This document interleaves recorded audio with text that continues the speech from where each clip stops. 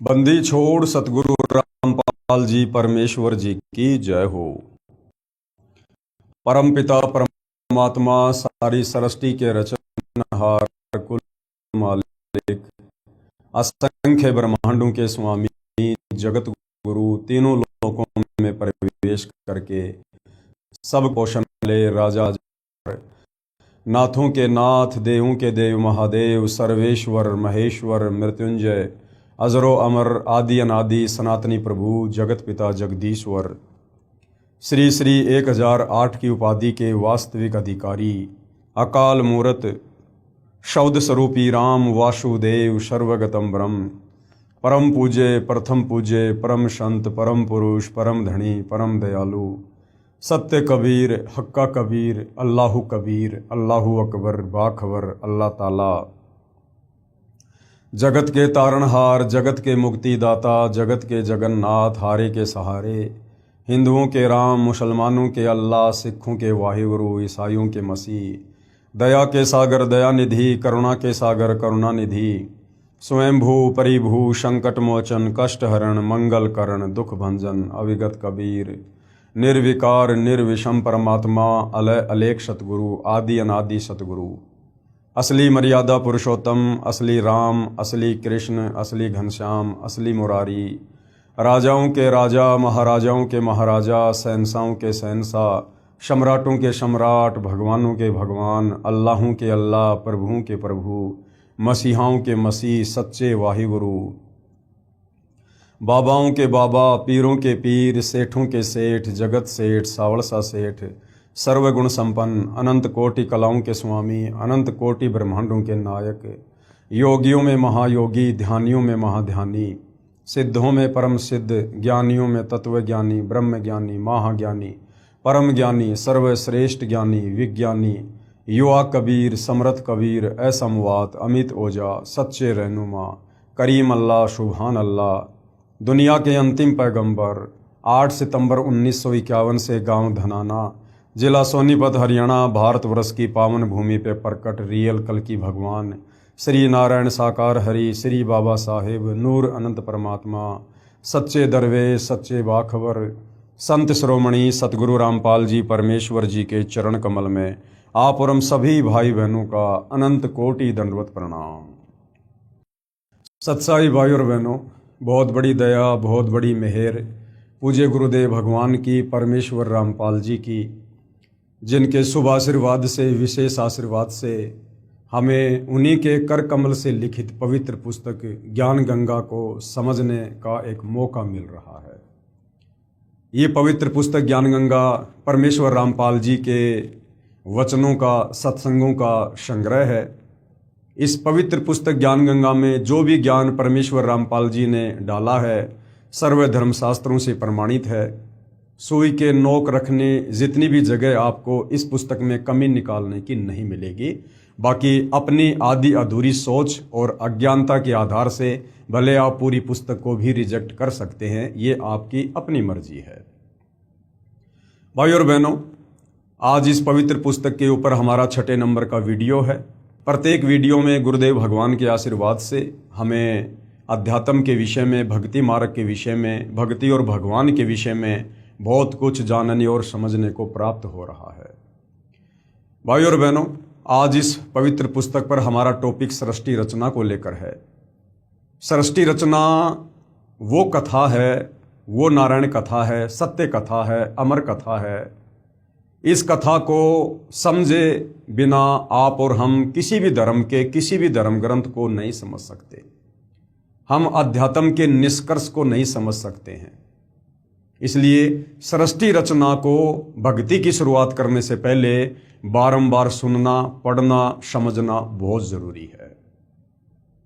परमात्मा प्रेमी आत्माएं प्रथम बार जब इस अमर कथा सृष्टि रचना को सुनेंगी तो उनको लगेगा कि जैसे कोई बनावटी सी बात है, क्योंकि भाई और बहनों, सदियों से हमारे नादान ज्ञानहीन तत्व ज्ञानहीन धर्मगुरुओं ने हमें केवल शास्त्र विरुद्ध साधना का ही पाठ पढ़ाया है।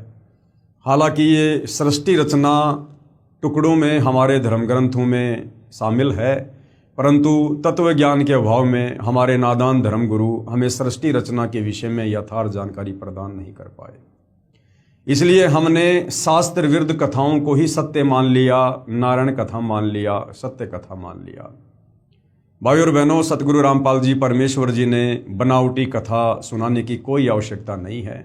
अगर इस पृथ्वी पर सत्य कथा होती, अगर सृष्टि रचना का यहाँ पर सबको ज्ञान होता, तो भाइयों और बहनों, इस परमपिता परमेश्वर को शतलोक से चलकर 8 सितंबर 1951 को गांव धनाना में प्रकट होकर फिर 17 फरवरी 1988 को आदरणीय गरीबदास जी के 12वें पंथ में प्रवेश करके फिर सन 1994 में अपने यथार्थ 13वें कबीर पंथ को शुरू करके ये यथार्थ अमर कथा सृष्टि रचना सुनाने की आवश्यकता नहीं पड़ती।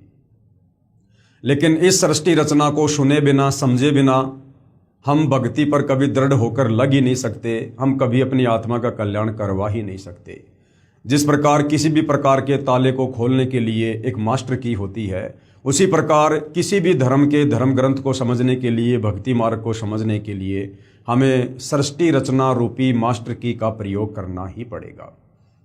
तो भाइयों और बहनों, पूज्य गुरुदेव भगवान के आशीर्वाद से सर्व धर्मशास्त्रों से प्रमाणित सृष्टि रचना को हम समझने का प्रयास करेंगे। आप सभी भाई बहनों ने बहुत ही धैर्य के साथ और निष्पक्ष होकर इस सृष्टि रचना को सुनना है। साथ में आपको सर्व धर्मशास्त्रों से जो प्रमाण हैं वो भी आपको दिए जाएंगे, आप जियों को दिखाए जाएंगे, ताकि आप जियों को विश्वास हो कि वास्तव में पूज्य गुरुदेव भगवान सतगुरु रामपाल जी ने जो ज्ञान हमें दिया है वो सर्व धर्मशास्त्रों से प्रमाणित ज्ञान है। तो भाइयों और बहनों, हम शुरुआत करते हैं सृष्टि रचना की। तो भाइयों और बहनों, ये सृष्टि रचना आप जियों के सामने है, पवित्र पुस्तक ज्ञान गंगा और पेज नंबर 22। संपूर्ण सृष्टि रचना, सूक्ष्म वेद से निष्कर्ष रूप सृष्टि रचना का वर्णन। यानी ये जो सृष्टि रचना है कि परमात्मा कौन है, कैसा है, कहाँ है, कैसा दिखाई देता है, कैसे वो मिलेगा, ये सारे ब्रह्मांड, ये ग्रह, ये चांद, सूरज, ये सारे प्राणी, ये सब किसने उत्पन्न किए, क्यों उत्पन्न किए, क्या कारण है, क्यों हम यहाँ पर जन्म ले रहे हैं, मर रहे हैं, क्यों हम यहाँ पर गधे, कुत्ते, सूअर बनकर इतने कष्ट उठा रहे हैं, ये सारी जानकारी हमें सृष्टि रचना से मिलेगी। ये सृष्टि रचना थोड़ी थोड़ी हमारे सर्व धर्मों के धर्मशास्त्रों में वर्णित है, परंतु कंप्लीट नहीं है। कंप्लीट सृष्टि रचना को बताने के लिए परमपिता परमेश्वर कबीर साहिब ने स्वयं शतलोक से चलकर गति करके इस काल के 21 ब्रह्मांड में आना पड़ता है और एक संत की भूमिका करनी पड़ती है, तत्वदर्शी संत की भूमिका करनी पड़ती है। तो परमेश्वर जी चारों युगों में आए हैं। ये कबीर परमात्मा सतयुग में सतसुकृत ऋषि के नाम से आए, त्रेता में मुनिंद्र ऋषि के नाम से आए, द्वापर में करुणामय ऋषि के नाम से आए और कलयुग में कबीर नाम से आए, जो इनका वैदिक नाम है, इनका वास्तविक नाम है। और परमेश्वर ने रह रहकर आप और हमें सृष्टि रचना का ज्ञान करवाया है। इस आधार से भाइयों और बहनों, परमेश्वर ने 5वें वेद सूक्ष्म वेद की रचना आज से लगभग 650 साल पहले जब वे बनारस के काशी शहर में आए थे, 120 वर्ष उन्होंने रहकर लीला की थी, अपना ज्ञान समझाया था। तो बाद में आगे चलकर आदरणीय धर्मदास जी के माध्यम से परमेश्वर ने 5वें वेद सूक्ष्म वेद की रचना करवाई थी, जिसको हम कबीर सागर के नाम से जानते हैं, जिसमें कंप्लीट सृष्टि रचना परमेश्वर जी ने लिखवाई थी। लेकिन आगे चलकर काल प्रेरणा से कबीर पंथियों ने सृष्टि रचना में बहुत सारी हेराफेरी कर दी। उसकी क्षतिपूर्ति को पूरा करने के लिए फिर से परमपिता परमेश्वर कबीर साहिब ने आदरणीय गरीबदास जी के रूप में लगभग 300 वर्ष पहले गांव छुड़ानी, जिला झज्जर, हरियाणा प्रांत में आना पड़ा और उन्होंने 24,000 वाणियों युक्त 5वें वेद सूक्ष्म वेद की एक बार फिर से रचना करवाई। तो सूक्ष्म वेद से निष्कर्ष निकालकर सतगुरु रामपाल जी परमेश्वर जी ने हमें ये सृष्टि रचना दी है, जिसे हमने बहुत ही ध्यानपूर्वक सुनना है। प्रभु प्रेमी आत्माएं प्रथम बार निम्न सृष्टि रचना को पढ़ेंगे तो ऐसे लगेगा जैसे दंत कथा हो। प्रभु प्रेमी आत्माएं, सबके लिए नहीं, सभी लोग भक्ति के अधिकारी नहीं होते हैं, मोक्ष प्राप्ति के अधिकारी नहीं होते हैं। यहाँ गुरुदेव ने शब्द यूज किया है कि प्रभु प्रेमी आत्माएं, जो परमात्मा प्रेमी आत्मा है, जिनको परमात्मा की प्राप्ति की चाहत सदियों से रही है, युगों से रही है, उन आत्माओं के विषय में यहाँ पर बात की जा रही है। क्योंकि परमात्मा प्रेमी आत्माएं परमात्मा की तलाश में, परमात्मा की खोज में, मंदिर में, मस्जिद में, चर्च में, गुरुद्वारों में, साधु संतों के डेरों में, आश्रमों में भटकती ही रहती हैं। और वहाँ जाने के कारण उन्हें वो अमर कथा सुनने को नहीं मिलती है, वो सत्यनारायण कथा सुनने को नहीं मिलती है। उनको तरह तरह की बनावटी बातें अध्यात्म के विषय में बताई जाती हैं और वो आत्माएं बार बार सभी धर्मगुरुओं से एक जैसी दंत कथा सुनकर ये मान लेती हैं कि वास्तव में यही सच्चा ज्ञान होगा। और जब परमपिता परमात्मा इस धरती पर तत्वदर्शी संत के रूप में प्रकट होकर जब वास्तविक सत्यनारायण कथा सुनाते हैं, सृष्टि रचना सुनाते हैं, तो उन आत्माओं के दिलो दिमाग में जो अज्ञान घर कर चुका होता है, उस अज्ञान आधार से फिर उन आत्माओं को लगता है कि ये जो सृष्टि रचना हमें अब सुनाई जा रही है, ये हमें बनावटी सी लग रही है, इसमें हमें कोई सच्चाई नहीं लग रही है, ये तो कोई दंत कथा जैसी लग रही है, क्योंकि आज से पहले हमने कभी इस कथा को किसी भी धर्मगुरु से नहीं सुना है। तो भाई और बहनों, जिस कथा को आज से पहले हमने किसी भी धर्मगुरु से नहीं सुना है, उस सत्य कथा को सुनाने के लिए ही परमात्मा सतलोक से चलकर पृथ्वी पर आते हैं। तो प्रथम बार आप जियों को ऐसा लग सकता है कि ये तो बनावटी सी कथा है, हमने पहले कभी सुनी नहीं है। परंतु जब आप इस बनावटी सी दिखाई देने वाली कथा को, अगर आप हिंदू हैं तो हिंदू धर्मशास्त्रों से प्रमाणित होता देखेंगे, वेदों से, गीता जी से, पुराणों से। अगर आप मुसलमान धर्म से हैं तो आप कुरान शरीफ से, कुरान मजीद से, तौरेत से, जबूर से, इंजिल से आप इस सृष्टि रचना को प्रमाणित होते देखेंगे। यदि आप सिख समाज से हैं तो आप गुरु ग्रंथ साहिब से इसी सृष्टि रचना को प्रमाणित होते देखेंगे, तो आप दांतों तले उंगली दबाएंगे। प्रभु प्रेमी आत्माएं प्रथम बार निमन सृष्टि की रचना को पढ़ेंगे तो ऐसा लगेगा जैसे दंत कथा हो, परंतु सभी पवित्र सदग्रंथों के प्रमाणों को पढ़कर दांतों तले उंगली दबाएंगे कि यह वास्तविक अमृत ज्ञान कहाँ छुपा हुआ था, कि हे परमात्मा, हमारे धर्मशास्त्रों में यह खजाना छुपा हुआ था अध्यात्म का, सृष्टि रचना का, भक्ति का, लेकिन आज से पहले हमारे धर्मगुरु हमें नहीं बता पाए। कृपया धैर्य के साथ पढ़ते रहें तथा इस अमृत ज्ञान को सुरक्षित रखें, आपकी 101 पीढ़ी तक काम आएगा। पवित्र आत्माएं कृपया सत्यनारायण यानी अविनाशी प्रभु सत्य पुरुष द्वारा रची सृष्टि रचना का वास्तविक ज्ञान पढ़ें। भाइयों और बहनों, सत्यनारायण का मतलब होता है जो सच्चा परमात्मा है, उसे अविनाशी प्रभु भी कहते हैं। अविनाशी यानी जिसका कभी विनाश नहीं होता है, उसको सत्य पुरुष भी कहते हैं, यानी अमर पुरुष, अकाल पुरुष। ये सारे के सारे जो नाम है ये कबीर परमात्मा जी के उपमात्मक नाम हैं। अब भाइयों और बहनों, सृष्टि रचना शुरू होती है और सृष्टि रचना की जो शुरुआत है उसमें आपने बहुत ही ध्यानपूर्वक आपने कुछ चीज़ों को समझना होगा। सबसे पहले सृष्टि रचना में आता है पूर्ण ब्रह्म। इस शब्द को याद रखना, ध्यान रखना, पूर्ण ब्रह्म। इस सृष्टि रचना में हमारे को विशेषकर 3 भगवानों के विषय में जानकारी मिलेगी। एक पूर्ण ब्रह्म के विषय में, एक पर ब्रह्म के विषय में और एक ब्रह्म के विषय में। सबसे पहले पूर्ण ब्रह्म यानी पूर्ण परमात्मा। इस सृष्टि रचना में सत्य पुरुष यानी कबीर भगवान, सतलोक का स्वामी वही कबीर भगवान, प्रभु भी उसी को कहते हैं, और अलख पुरुष अलख लोक का स्वामी, और अगम पुरुष अगम लोक का स्वामी, तथा अनामी पुरुष अनामी यानी अकय लोक का स्वामी। तो एक ही पूर्ण ब्रह्म है। यानी भाइयों और बहनों, जो कबीर परमात्मा हैं, जिनको पूर्ण ब्रह्म कहते हैं, सर्वप्रथम कबीर परमात्मा अनामी लोक में रहा करते थे। उसके बाद कबीर परमात्मा ने अपनी मर्जी से उन्होंने नीचे के 3 लोकों की ओर रचना की। कौन कौन से लोकों की रचना की? परमात्मा जिस लोक में रहते थे उस लोक का नाम है अनामी लोक, उसको अकय लोक भी कहते हैं। और उस अनामी लोक में रहने के चलते परमात्मा को अनामी पुरुष भी कहते हैं। पुरुष यानी भगवान। परमात्मा जब अनामी लोक में रहता है तो उनको अनामी पुरुष भी कहते हैं। अनामी लोक का दूसरा नाम है अकय लोक, तो परमात्मा को अकय पुरुष भी कहते हैं। उसके बाद परमात्मा ने नीचे के 3 लोक रचने का विचार किया। अनामी लोक से नीचे अगम लोक, और जब वही कबीर परमात्मा पूर्ण ब्रह्म अपना रूप रूपांतरण करके जब उस अगम लोक में आकर विराजमान होता है तो उनको अगम पुरुष भी कहते हैं।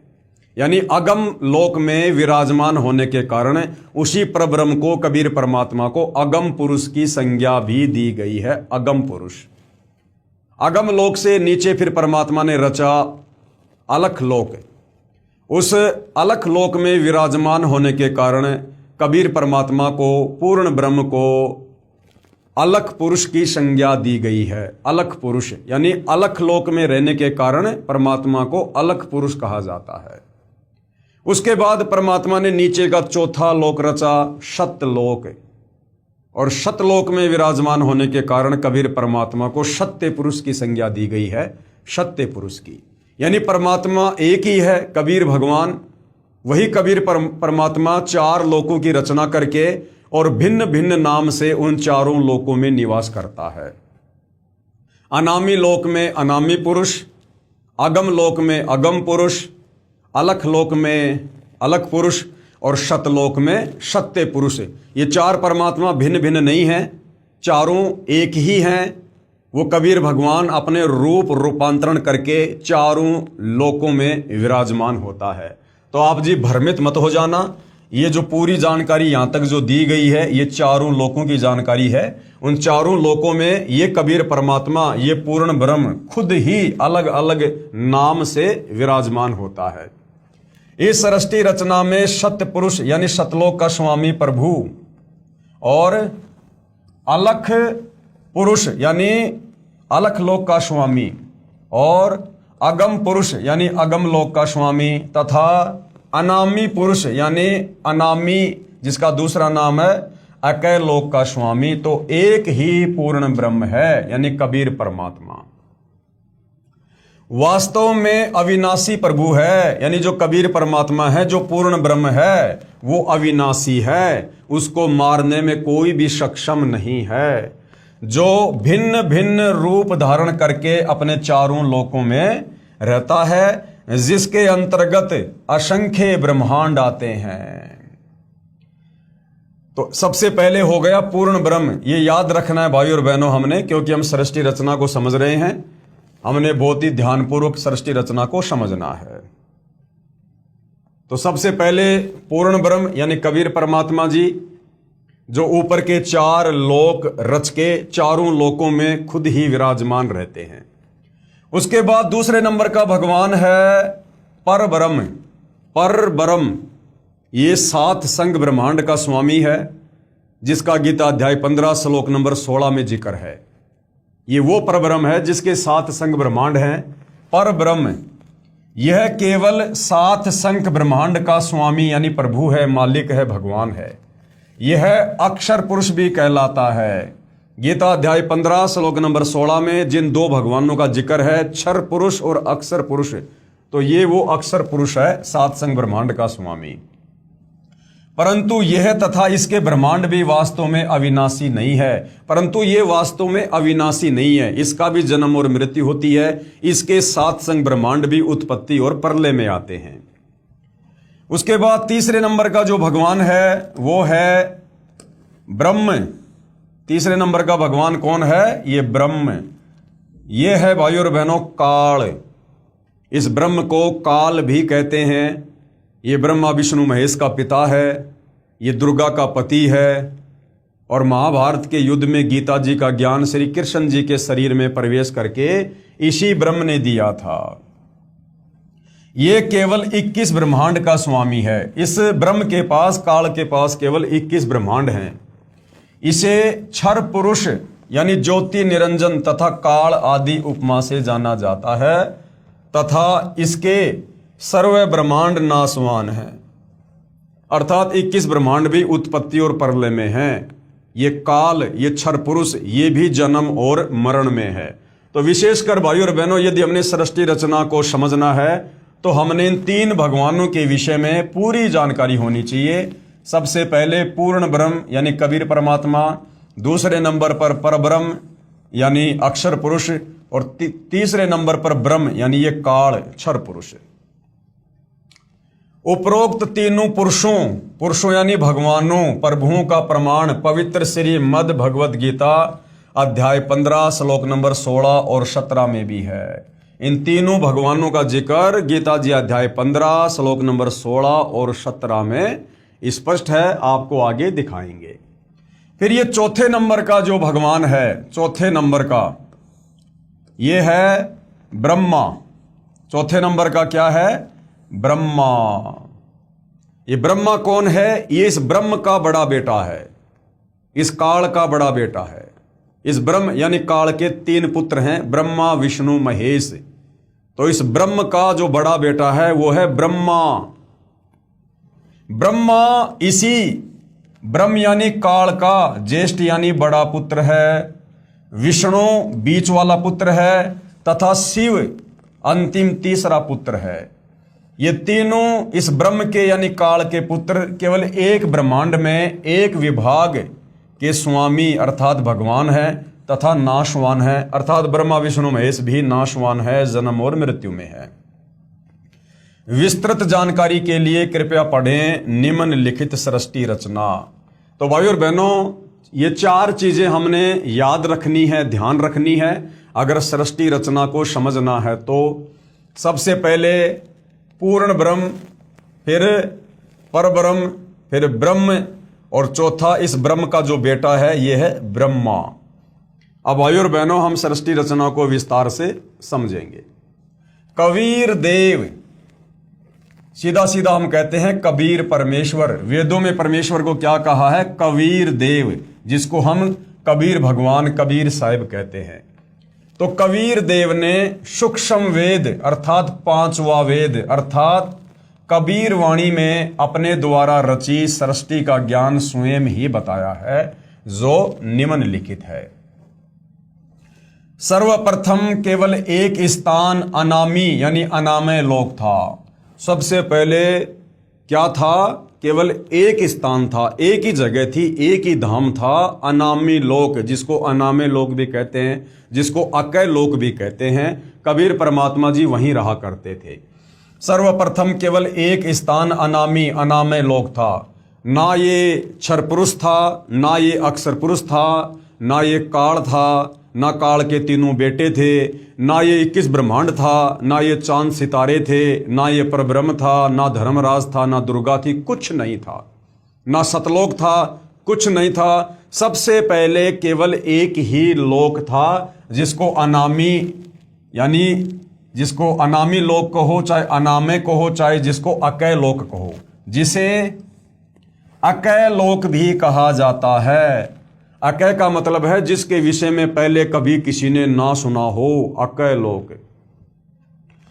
पूर्ण परमात्मा उस अनामी लोक में अकेला रहता था। पूर्ण परमात्मा कौन? कबीर भगवान। पूर्ण ब्रह्म उस अनामी लोक में अकेला रहता था। उस परमात्मा का वास्तविक नाम कबीर देव अर्थात कबीर परमेश्वर है। सभी आत्माएं उस पूर्ण धनी के शरीर में समाई हुई थी। आप और हम जितनी भी आत्माएं हैं, यहाँ जो गधा, कुत्ता, सुअर, मक्खी, मच्छर, 84 लाख योनियों में, ये पेड़ पौधों की योनियां, जल में रहने वाले जीव, स्त्री पुरुष, और ये जो अक्षर पुरुष है परब्रह्म, जिसके 7 संग ब्रह्मांड है, इसके लोक में जितनी भी आत्माएं हैं और शतलोक में जितनी आत्माएं हैं, हम सभी आत्माएं इसी कबीर परमात्मा के शरीर में सूक्ष्म रूप में समाई हुई थी। सभी आत्माएं उस पूर्ण धनी के शरीर में समाई हुई थी। इसी कबीर देव का उपमात्मक पदवी का नाम अनामी पुरुष है। इसी कबीर परमात्मा को अनामी लोक में रहने के कारण अनामी पुरुष यानी अनामी भगवान भी कहते हैं। पुरुष का अर्थ है प्रभु, और उस प्रभु ने मनुष्यों को अपने ही स्वरूप में बनाया है, इसलिए मानव का नाम भी पुरुष पड़ा है। जैसे हमें कह दिया जाता है ना कि पुरुष, स्त्री और पुरुष, तो हमें पुरुष क्यों कहा जाता है? वैसे तो पुरुष का मतलब है भगवान परमात्मा, लेकिन हमें भी यहाँ पर क्या कह दिया जाता है? पुरुष। क्यों कहा जाता है? क्योंकि हमें उसी कबीर परमात्मा जी ने, जो वास्तव में पुरुष है, एकमात्र सारी सृष्टि में पुरुष तो वही है, बाकी सब उसकी आत्मा है, तो उसी कबीर पुरुष ने आप और हमें अपने वचन से उत्पन्न किया, इसलिए हमें भी यहाँ पर पुरुष कहा जाता है। लेकिन असल में पुरुष वो कबीर परमात्मा ही है। प्रभु ने मनुष्यों को अपने ही स्वरूप में बनाया है, इसलिए मानव का नाम भी पुरुष ही पड़ा है। अनामी पुरुष के एक रोम यानी शरीर के बाल का प्रकाश। अनामी पुरुष कौन? कबीर परमात्मा जी। अनामी लोक में रहने के कारण उनको अनामी पुरुष कहा जाता है। उस कबीर परमात्मा के शरीर के एक बाल में, रोमकूप यानी एक बाल में कितनी रोशनी है? अनामी पुरुष के एक रोम यानी शरीर के बाल का प्रकाश शंख सूर्यों की रोशनी से भी अधिक है। पूरी बॉडी पर 3.5 करोड़ रोमकूप होते हैं।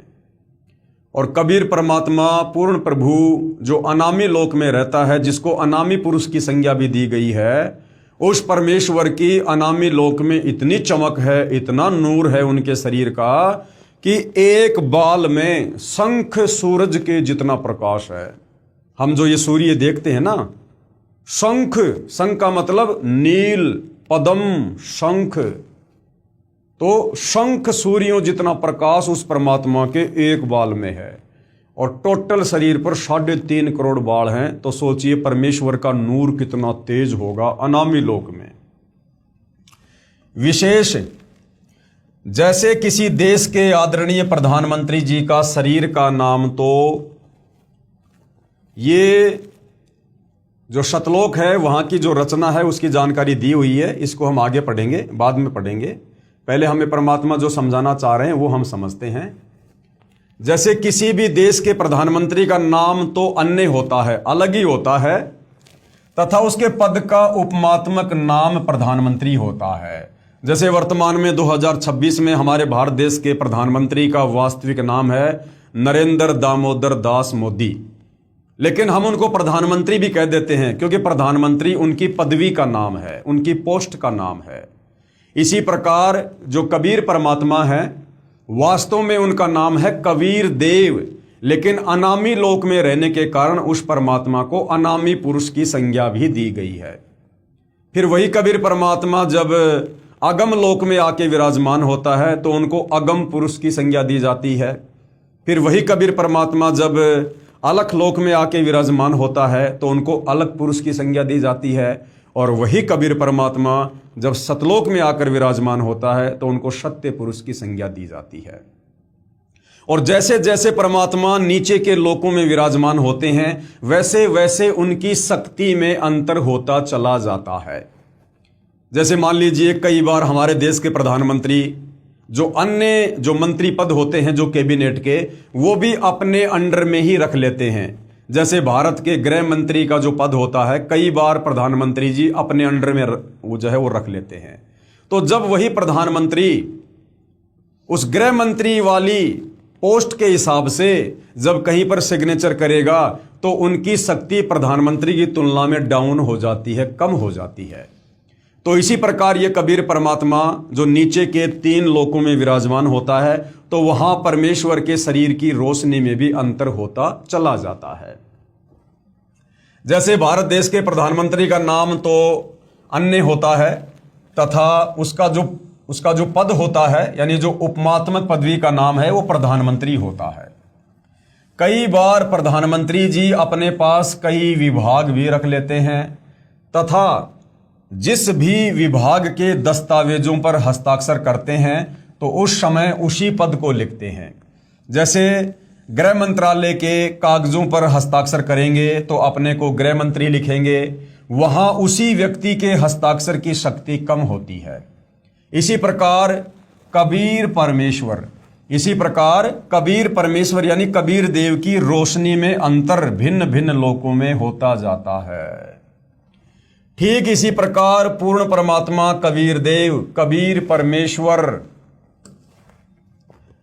नीचे के 3 और लोकों में, यानी जो अगम लोक है, अलख लोक है और शतलोक है, उसकी रचना शब्द यानी वचन से की। कबीर परमात्मा ने नीचे के 3 लोकों की रचना शब्द से, अपने वचन से की। अगम लोक की रचना, अलख लोक की रचना और शतलोक की रचना।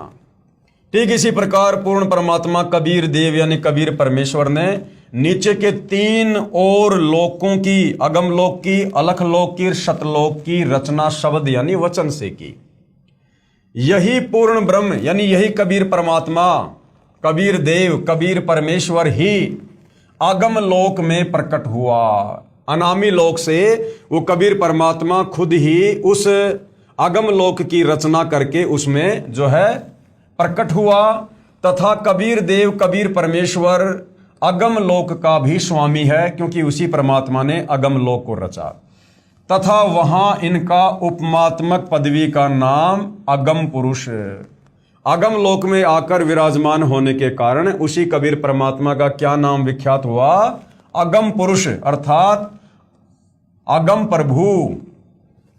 इसी अगम परमात्मा का मानव सदृश से शरीर बहुत तेजोमय है, जिसके एक रोम यानी शरीर के एक बाल की रोशनी खरब सूर्य की रोशनी से भी अधिक है। यानी वही कबीर परमात्मा जो अनामी लोक में बैठा होता है, वही कबीर परमात्मा जब नीचे के अगम लोक की रचना करता है और जब अगम लोक में सिंहासन पर विराजमान होता है तो उनके शरीर का प्रकाश कुछ हल्का हो जाता है। अनामी लोक में परमात्मा के एक रोमकूप की रोशनी शंख सूर्यों जितनी, और अगम लोक में उस परमात्मा के एक रोमकूप की रोशनी खरब सूर्य जितनी हो जाती है, जिसके एक रोम यानी शरीर के बाल की रोशनी खरब सूर्य की रोशनी से भी अधिक है। उसके बाद यही पूर्ण परमात्मा कबीर देव यानी कबीर साहेब, कबीर परमेश्वर जब अलख लोक में प्रकट हुआ तथा स्वयं ही अलख लोक का भी स्वामी है, तथा उपमात्मक पदवी का नाम अलख पुरुष भी इसी परमेश्वर का है। अगम लोक के बाद परमात्मा ने नीचे के लोक की रचना की, जिसको अलख लोक कहते हैं। उस अलख लोक में जब वही कबीर परमात्मा आकर सिंहासन पर विराजमान होता है तो उनको अलग पुरुष की संज्ञा दी जाती है और उनके शरीर की रोशनी में भी अंतर हो जाता है। तथा इस पूर्ण प्रभु का मानव सदृश से शरीर तेजोमय, स्वयं ज्योति, स्वयं प्रकाशित है। एक रोम यानी शरीर के एक बाल की रोशनी अरब सूर्यों के प्रकाश से भी ज्यादा है। और उसके बाद जब यही कबीर परमात्मा नीचे के चौथे लोक शतलोक में आकर विराजमान होता है, यही पूर्ण प्रभु शतलोक में प्रकट हुआ तथा शतलोक का भी अधिपति यही है। इसलिए इसी का उपमात्मक पदवी का नाम सत्य पुरुष यानी अविनाशी प्रभु है। नीचे के चौथे लोक शतलोक में आकर विराजमान होने के कारण परमेश्वर को सत्य पुरुष की संज्ञा दी जाती है। और इसी का नाम अकाल मूर्ति यानी इसी कबीर परमात्मा को अकाल मूर्ति भी कहते हैं, शब्द स्वरूपी राम भी कहते हैं, पूर्ण ब्रह्म भी कहते हैं, परम अक्षर ब्रह्म आदि भी कहते हैं। इसी सत्य पुरुष यानी कबीर देव, कबीर प्रभु का मानव सदृश से शरीर तेजोमय है, जिसके एक रोम यानी एक शरीर के बाल का प्रकाश करोड़ सूर्यों तथा इतने ही चंद्रमाओं के प्रकाश से भी अधिक है। इस कबीर देव यानी कबीर प्रभु ने सत्य पुरुष रूप में प्रकट होकर कहा, शतलोक में उसी कबीर परमात्मा ने सत्य पुरुष रूप में प्रकट होकर शतलोक में विराजमान होकर प्रथम शतलोक में अन्य रचना की। सबसे पहले परमात्मा ने शतलोक में सृष्टि की रचना की शुरुआत की। एक शब्द यानी एक वचन से 16 द्वीपों की रचना की। उस शतलोक की धरती पर परमात्मा ने एक वचन उच्चारण करके 16 द्वीप बना दिए, 16 जगह बना दी। फिर 16 शब्दों से 16 पुत्रों की उत्पत्ति की। फिर परमात्मा ने 16 शब्द उच्चारण किए और 16 शब्दों से परमात्मा ने अपने 16 पुत्रों की उत्पत्ति की और अपने 16 पुत्रों को एक एक द्वीप दे दिया। यानी एक शब्द वचन से 16 द्वीपों की रचना की, फिर 16 शब्दों से 16 पुत्रों की उत्पत्ति की, फिर एक मानसरोवर की रचना की जिसमें अमृत भरा। अमृत यानी जैसे हम यहां कहते हैं ना मीठा पानी, ऐसे वहां पर परमात्मा ने अमृत भर दिया उस मानसरोवर में। 16 पुत्रों के नाम हैं कूरम, ज्ञानी, विवेक, तेज, सहज, संतोष, श्रुति, आनंद, क्षमा, निष्काम, जलरंगी, अचिंत, प्रेम, दयाल, धैर्य और योग संतायन, जिन्हें योग जीत भी कहा जाता है। योग जीत भी इन्हीं का नाम है। तो परमेश्वर ने 16 शब्दों से फिर 16 पुत्रों की उत्पत्ति की और सभी पुत्रों को एक एक द्वीप दे दिया। सत्य पुरुष यानी कबीर देव ने अपने पुत्र अचिंत को, अचिंत जो कि 12वें नंबर का सत्य पुरुष कबीर भगवान का बेटा है, सत्य पुरुष कबीर देव ने अपने पुत्र अचिंत को सत्य लोक की अन्य रचना का भार सौंपा कि भाई अचिंत अब तू आगे सतलोक में सृष्टि की रचना कर, तथा शक्ति प्रदान कर दी। अचिंत ने अक्षर पुरुष यानी पर ब्रह्म की शब्द से उत्पत्ति की। अचिंत ने क्या किया? जो शक्ति परमात्मा ने दी थी उस शब्द शक्ति से अचिंत ने सृष्टि रचना में सहयोग के लिए एक आत्मा उत्पन्न की, जिसको क्या कहा जाता है? पर ब्रह्म। पर ब्रह्म कहो या अक्षर पुरुष कहो, जो गीता अध्याय 15 श्लोक नंबर 16 में अक्षर पुरुष कहा गया है, ये वही अक्षर पुरुष है जिसको पर ब्रह्म भी कहते हैं। अचिंत ने अक्षर पुरुष यानी पर ब्रह्म की शब्द से उत्पत्ति की तथा कहा कि मेरी मदद करना। अक्षर पुरुष नहाने के लिए स्नान करने मानसरोवर पर चला गया, वहां आनंद आया तथा सो गया, लंबे समय तक बाहर नहीं आया। तब अचिंत की प्रार्थना पर अक्षर पुरुष को नींद से जगाने के लिए कबीर देव, कबीर परमेश्वर ने उसी मानसरोवर से कुछ अमृत जल लेकर एक अंडा बनाया तथा उस अंडे में एक आत्मा प्रवेश की तथा अंडे को मानसरोवर के अमृत जल में छोड़ा। जब काफी समय बीत गया तो कबीर परमात्मा जी ने अचिंत से कहा कि भाई अचिंत, आप सृष्टि रचना क्यों नहीं रच रहे? तो अचिंत ने कहा कि भगवान, मैंने एक आत्मा उत्पन्न की थी अक्षर पुरुष को, पर ब्रह्म को सहयोगी के लिए, लेकिन वो तो मानसरोवर में जाकर सो गया और वो तो वहां से उठ नहीं पा रहा है। हे परमात्मा, आप उसे निंद्रा से उठाइए। तो कबीर परमात्मा जी ने उसी मानसरोवर से थोड़ा सा जल अपने हाथ में लिया, अपनी वचन शक्ति से एक अंडा बनाया, उस अंडे में एक आत्मा प्रवेश की, उस आत्मा को उस मानसरोवर के जल में छोड़ दिया। अंडे की गड़गड़ाहट से अक्षर पुरुष की निंद्रा भंग हो गई। जब वो अंडा मानसरोवर के अंदर छोड़ा गया तो अंडे की गड़गड़ाहट की आवाज से अक्षर पुरुष यानी परब्रह्म की निंद्रा भंग हो गई। उसने अंडे को क्रोध से देखा, जिस कारण से अंडे के 2 भाग हो गए, यानी अंडा फूट गया। उसमें से ज्योति निरंजन, जिसको क्षर पुरुष भी कहते हैं, वो निकला, जो आगे चलकर काल कहलाया। उस अंडे में से कौन आत्मा निकली? क्षर पुरुष, जिसको आगे चलकर काल की संज्ञा दी गई है। यही ब्रह्मा विष्णु महेश का पिता, दुर्गा का पति, 21 ब्रह्मांड का नकली भगवान, जिसके जाल में आप और हम सभी फंसे पड़े हैं, इसकी उसी अंडे से उत्पत्ति कबीर भगवान ने सतलोक में की थी। उसमें से ज्योति निरंजन क्षर पुरुष निकला, जो आगे चलकर काल कहलाया। इसका वास्तविक नाम कैल है, कैल, और साधारण भाषा में हम इसको काल कह देते हैं। तब सत्य पुरुष यानी कबीर देव ने आकाशवाणी की कि आप दोनों बाहर आ जाओ, कि भाई क्षर पुरुष और अक्षर पुरुष आप दोनों बाहर आ जाओ तथा अचिंत के द्वीप में रहो। और उनको क्या आज्ञा दे दी कि तुम दोनों, काल और ये परब्रह्म, क्षर पुरुष और अक्षर पुरुष, तुम दोनों अचिंत के लोक में रहो, तुम तीनों एक साथ रहो। आज्ञा पाकर अक्षर पुरुष तथा क्षर पुरुष यानी काल दोनों अचिंत के द्वीप में रहने लगे। बच्चों की नालायकी उन्हीं को दिखाई कि कहीं फिर प्रभुता की तड़फ ना बन जाए, क्योंकि भाई और बहनों, जीव जीव ही होता है और परमात्मा परमात्मा ही होता है। जीव चाहे परमात्मा के 16 पुत्र क्यों ना है, वो भी जीव कैटेगरी में है। तो परमेश्वर ने पहले ही सृष्टि रचना का भार अपने पुत्र अचिंत को सौंपकर और उसकी असमर्थता शतलोक में अपने सभी उन पुत्रों को दिखाकर ये साबित कर दिया कि आगे तुम मेरे द्वारा की गई किसी भी रचना में टांग मत अड़ाना। जो काम परमात्मा कर सकता है वो जीव नहीं कर सकता है।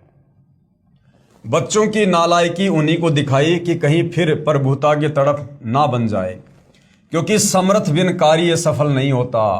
फिर पूर्ण धनी कबीर देव ने सर्व रचना स्वयं की। उसके बाद परमात्मा ने सतलोक में जो भी रचना करनी थी वो उन्होंने स्वयं अपनी वचन शक्ति से की। अपनी शब्द शक्ति से एक राजेश्वरी, जिसको राष्ट्री भी कहते हैं, शक्ति उत्पन्न की, जिससे सभी ब्रह्मांडों को स्थापित किया।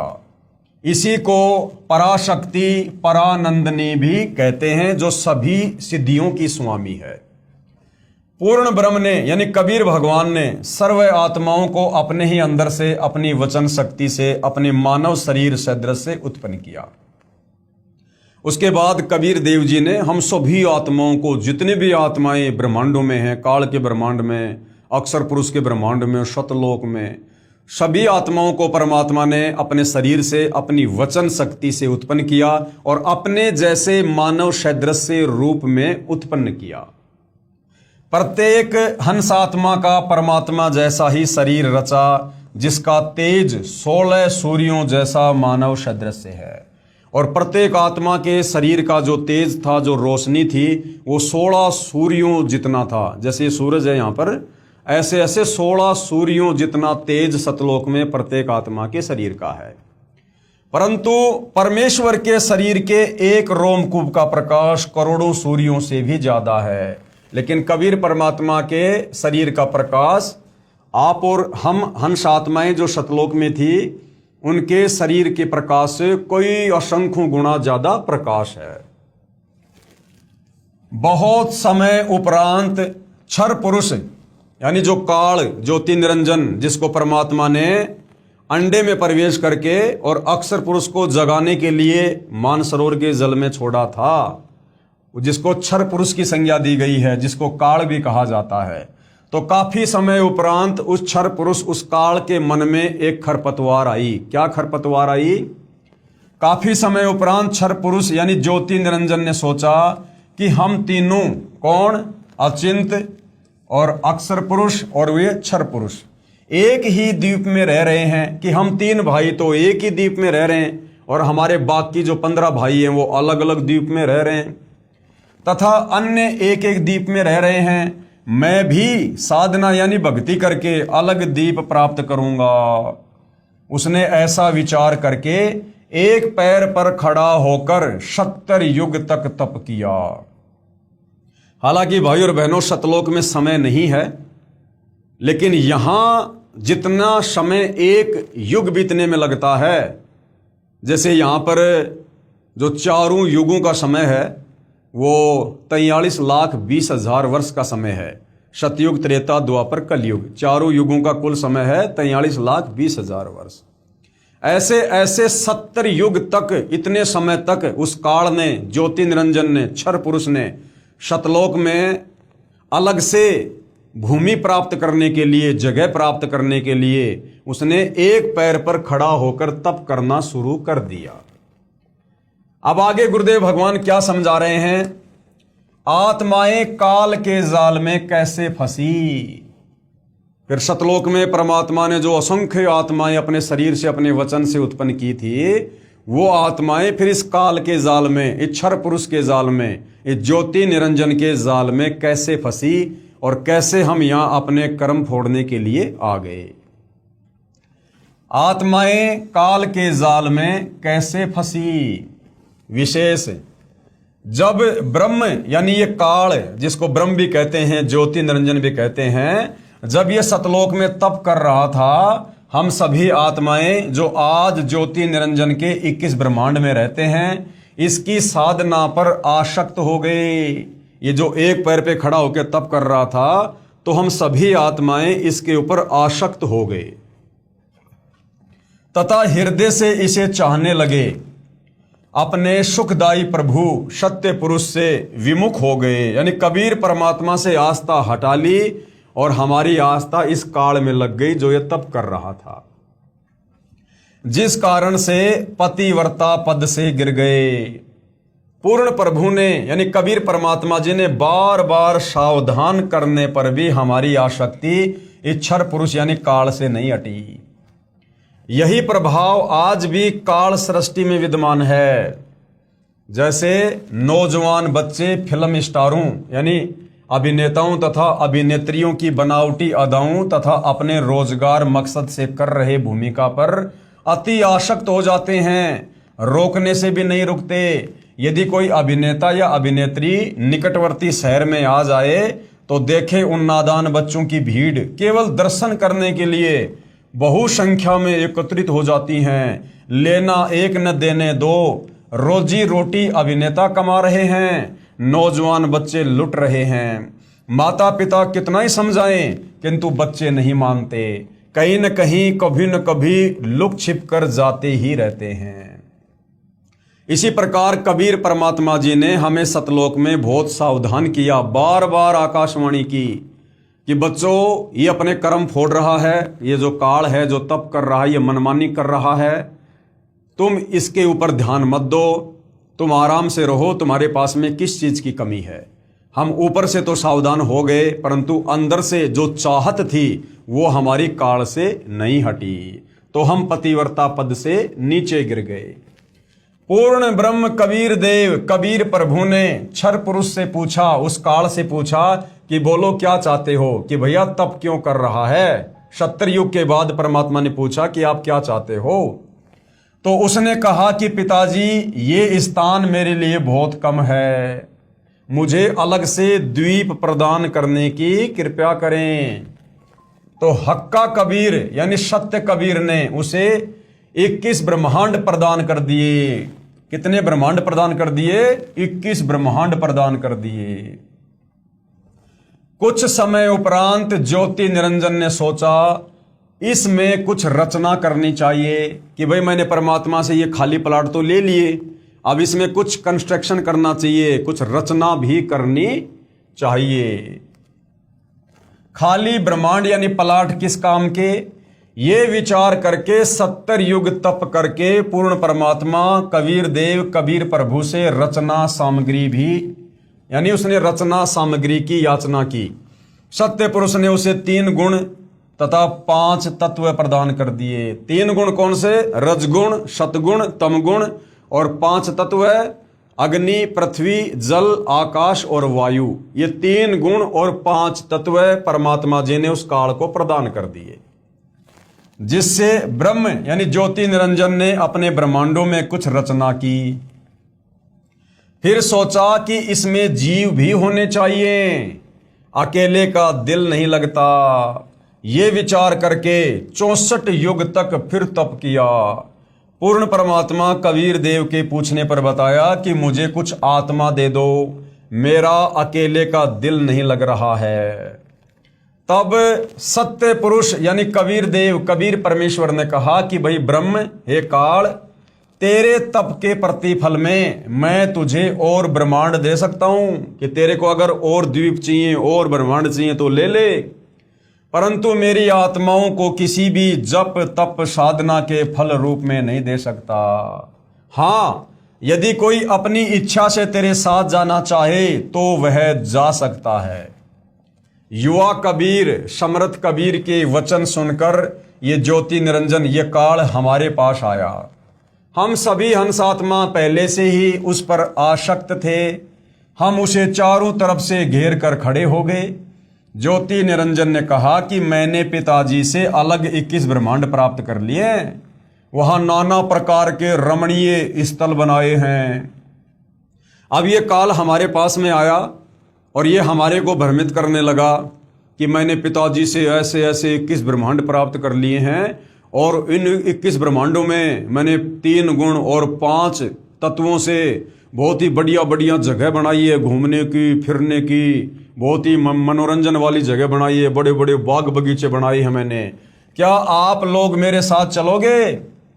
हम सभी हंसों ने जो आज 21 ब्रह्मांडों में परेशान हैं, यानी आज हम यहाँ कोई गधा बन रहा है, कोई कुत्ता बन रहा है, कोई इंसान है, कोई स्त्री है, कोई पुरुष है, कोई किन्नर है, कोई सूअर बन के गोबर खा रहा है, कोई देव देवता बन के थोड़े समय के लिए ऊपर बैठा हुआ है, हम सभी आत्माओं ने स्वीकृति दे दी। हम सभी हंसों ने जो आज 21 ब्रह्मांडों में परेशान है, कहा कि हम तैयार हैं, यदि पिताजी आज्ञा दें तब क्षर पुरुष पूर्ण ब्रह्म कबीर देव के पास गया तथा सर्व वार्ता कही। तब कबीर अग्नि, यानी वेदों में परमात्मा को कबीर अग्नि भी कहा गया है, तब कबीर अग्नि अर्थात कबीर परमेश्वर ने कहा कि मेरे सामने स्वीकृति देने वाले को आज्ञा दूंगा। अब ये काल इसने क्या किया, ये कबीर परमात्मा जी के पास में गया और कहा कि परमात्मा जी, बहुत सारी आत्माएं हैं जो मेरे साथ 21 ब्रह्मांडों में जाना चाहती हैं। तो कबीर परमेश्वर ने कहा, भाई अगर वो आत्माएं मेरे सामने स्वीकृति दे देंगी तो मैं उनको तेरे साथ में भेज सकता हूं। क्षर पुरुष यानी ये काल तथा परम अक्षर पुरुष यानी कबीर परमात्मा, जिनको कबीर अमित ओझा भी कहा गया है, यानी जिसकी शक्ति का कोई वार पार नहीं, वह कबीर दोनों हम सभी हंसात्माओं के पास आए। कौन? क्षर पुरुष और परम अक्षर पुरुष, ये काल और कबीर परमात्मा दोनों हम सभी हंसात्माओं के पास आए। और सत्य कबीर देव ने कहा कि जो हंसात्मा इस ब्रह्म के साथ जाना चाहता है, हाथ ऊपर करके स्वीकृति दे दे। अपने पिता के सामने किसी की हिम्मत नहीं हुई, किसी ने स्वीकृति नहीं दी। बहुत समय तक सन्नाटा छाया रहा, पर एक आत्मा ने किया, ताजी मैं जाना चाहता हूं। बहुत देर बाद एक हंस आत्मा ने हाथ खड़ा किया और कहा कि पिताजी, इस क्षर पुरुष के साथ में मैं जाना चाहता हूं। फिर तो उसकी देखा देखी जो आज काल ब्रह्म के 21 ब्रह्मांडों में फंसी हैं, हम सभी आत्माओं ने स्वीकृति दे दी। परमेश्वर कबीर जी ने ज्योति निरंजन से कहा कि आप अपने स्थान पर जाओ, कि भाई क्षर पुरुष तू तेरे 21 ब्रह्मांडों में जा। जिन्होंने तेरे साथ जाने की स्वीकृति दी है, मैं उन सभी हंस आत्माओं को आपके पास भेज दूंगा। ज्योति निरंजन अपने 21 ब्रह्मांडों में चला गया। उस समय तक यह 21 ब्रह्मांड सतलोक में ही थे, यानी सतलोक के ही एक कोने में परमात्मा ने इसको 21 ब्रह्मांड दिए थे। तो परमात्मा जी ने कहा कि भाई क्षर पुरुष तू तेरे 21 ब्रह्मांड में जा, और जिन जिन आत्माओं ने तेरे साथ में जाने के लिए हाथ खड़ा किया है, उन सब के नंबर मेरे कंप्यूटर में आ गए हैं, और मैं अपने हिसाब से तेरे पास उन सभी आत्माओं को भेज दूंगा। तत्पश्चात पूर्ण ब्रह्म ने, यानी कबीर परमात्मा जी ने सर्वप्रथम स्वीकृति देने वाले हंस को लड़की का रूप दिया। जिसने सबसे पहले काल के 21 ब्रह्मांड में जाने के लिए हाथ खड़ा किया था, परमात्मा ने उसको एक सुंदर लड़की का रूप दिया। परंतु स्त्री इंद्री नहीं रची, लेकिन उसको जनेंद्री नहीं लगाई। तथा सर्व आत्माओं को जिन्होंने ज्योति निरंजन यानी ब्रह्म के साथ जाने की सहमति दी थी, उस लड़की के शरीर में प्रवेश कर दिया। सूक्ष्म रूप में परमात्मा ने बाकी सभी आत्माओं को जिन्होंने हाथ खड़े किए थे, उस प्रथम हाथ खड़ा करने वाले हंस के, जिसको परमात्मा ने लड़की का रूप बना दिया था, उसके अंदर प्रवेश कर दिया, उस लड़की के शरीर में प्रवेश कर दिया। तथा उसका नाम आस्ट्रा, उसका नाम क्या रखा परमात्मा ने? जिसने सबसे पहले हाथ खड़ा किया था, जिसका परमात्मा ने सुंदर लड़की का रूप बनाया, उसका नाम आस्ट्रा यानी आदि माया, जिसको प्रकृति देवी भी कहते हैं गीता जी में, जिसको हम दुर्गा देवी कहते हैं। दुर्गा शेरा वाली, इस शेरा वाली दुर्गा ने सबसे पहले सतलोक में हाथ खड़ा किया था। दुर्गा ये आगे जाके कहलाई है। सतलोक में केवल ही एक ये हंस आत्मा था, जिसका परमात्मा ने आगे चलकर लड़की का रूप बनाया, और फिर आगे चलकर इसका नाम दुर्गा पड़ा। तथा सत्य पुरुष यानी कबीर देव जी ने कहा कि बेटी, मैंने तेरे को शब्द शक्ति प्रदान कर दी है। जितने जीव ये ब्रह्म कहे आप उत्पन्न कर देना। पूर्ण ब्रह्म कबीर देव यानी कबीर साहेब अपने पुत्र सहजदास के द्वारा प्रकृति को क्षर पुरुष के पास भिजवा दिया, और कबीर परमात्मा जी ने क्या किया, अपने पुत्र सहज दास के माध्यम से उस दुर्गा को, जिसको युवा लड़की का रूप दिया था, उस ज्योति निरंजन काल ब्रह्म के पास 21 ब्रह्मांड में भेज दिया कि भाई सहजदास अपनी बहन को क्षर पुरुष के पास में छोड़ के आ जा और उसको कह देना कि पिताजी ने सभी आत्माओं को इसके शरीर में डाल दिया है सूक्ष्म रूप में, और तू जितनी आत्मा कहेगा ये अपनी वचन शक्ति से अपने शब्द से उत्पन्न कर देगी युवा शरीर में लड़का या लड़की। सहजदास जी ने ज्योति निरंजन को बताया कि पिताजी ने इस बहन के शरीर में उन सभी आत्माओं को प्रवेश कर दिया है जिन्होंने आपके साथ जाने की सहमति व्यक्त की थी, तथा इसको पिताजी ने वचन शक्ति प्रदान की है। आप जितने जीव चाहोगे प्रकृति यानी ये दुर्गा अपने शब्द से उत्पन्न कर देगी। ये कहकर सहजदास वापस अपने द्वीप में आ गया। अब आगे क्या होता है भाई और बहनों, फिर बात कहां बिगड़ती है, क्यों परमात्मा ने फिर इस क्षर पुरुष को और इस दुर्गा को हम सभी आत्माओं सहित शतलोक से 16 शंख कोश की दूरी पर यहां 21 ब्रह्मांड में भेज दिया। अब युवा होने के कारण लड़की का रंग रूप निखरा हुआ था। ब्रह्म यानी काल के अंदर विषय वासना उत्पन्न हो गई तथा प्रकृति देवी के साथ अभद्र गतिविधि प्रारंभ की, यानी छेड़छाड़ करने लगा। तब दुर्गा ने कहा कि ज्योति निरंजन, मेरे पास पिताजी की प्रदान की हुई शब्द शक्ति है। आप जितने प्राणी कहोगे मैं वचन से उत्पन्न कर दूंगी। आप मैथुन परंपरा शुरू मत करो। आप भी उसी परमात्मा के शब्द से अंडे से उत्पन्न हुए हो तथा मैं भी उसी परमात्मा के वचन से ही बाद में उत्पन्न हुई हूं। आप मेरे बड़े भाई हो, बहन भाई का ये योग महापाप का कारण बनेगा। परंतु ज्योति निरंजन ने प्रकृति देवी की एक भी प्रार्थना नहीं सुनी तथा अपनी शब्द शक्ति द्वारा नाखूनों से स्त्री इंद्री यानी भग प्रकृति को लगा दी तथा बलात्कार करने की ठानी। उसी समय दुर्गा ने अपनी इज्जत रक्षा के लिए कोई और चारा ना देख सूक्ष्म रूप बनाया तथा ज्योति निरंजन के खुले मुख के द्वारा पेट में प्रवेश करके पूर्ण ब्रह्म कबीर देव से अपनी रक्षा के लिए याचना की। जब काल विषय वासनाओं के अंतर्गत आ गया और उसने गलत गतिविधि करनी शुरू कर दी दुर्गा के रूप रंग को देखकर, तो दुर्गा ने कहा कि भैया हम आपस में भाई बहन हैं, हम एक ही परमात्मा के वचन से उत्पन्न हैं और भाई बहन का ये शारीरिक मिलन ये महापाप होता है। लेकिन वो कहाँ सुनने वाला था।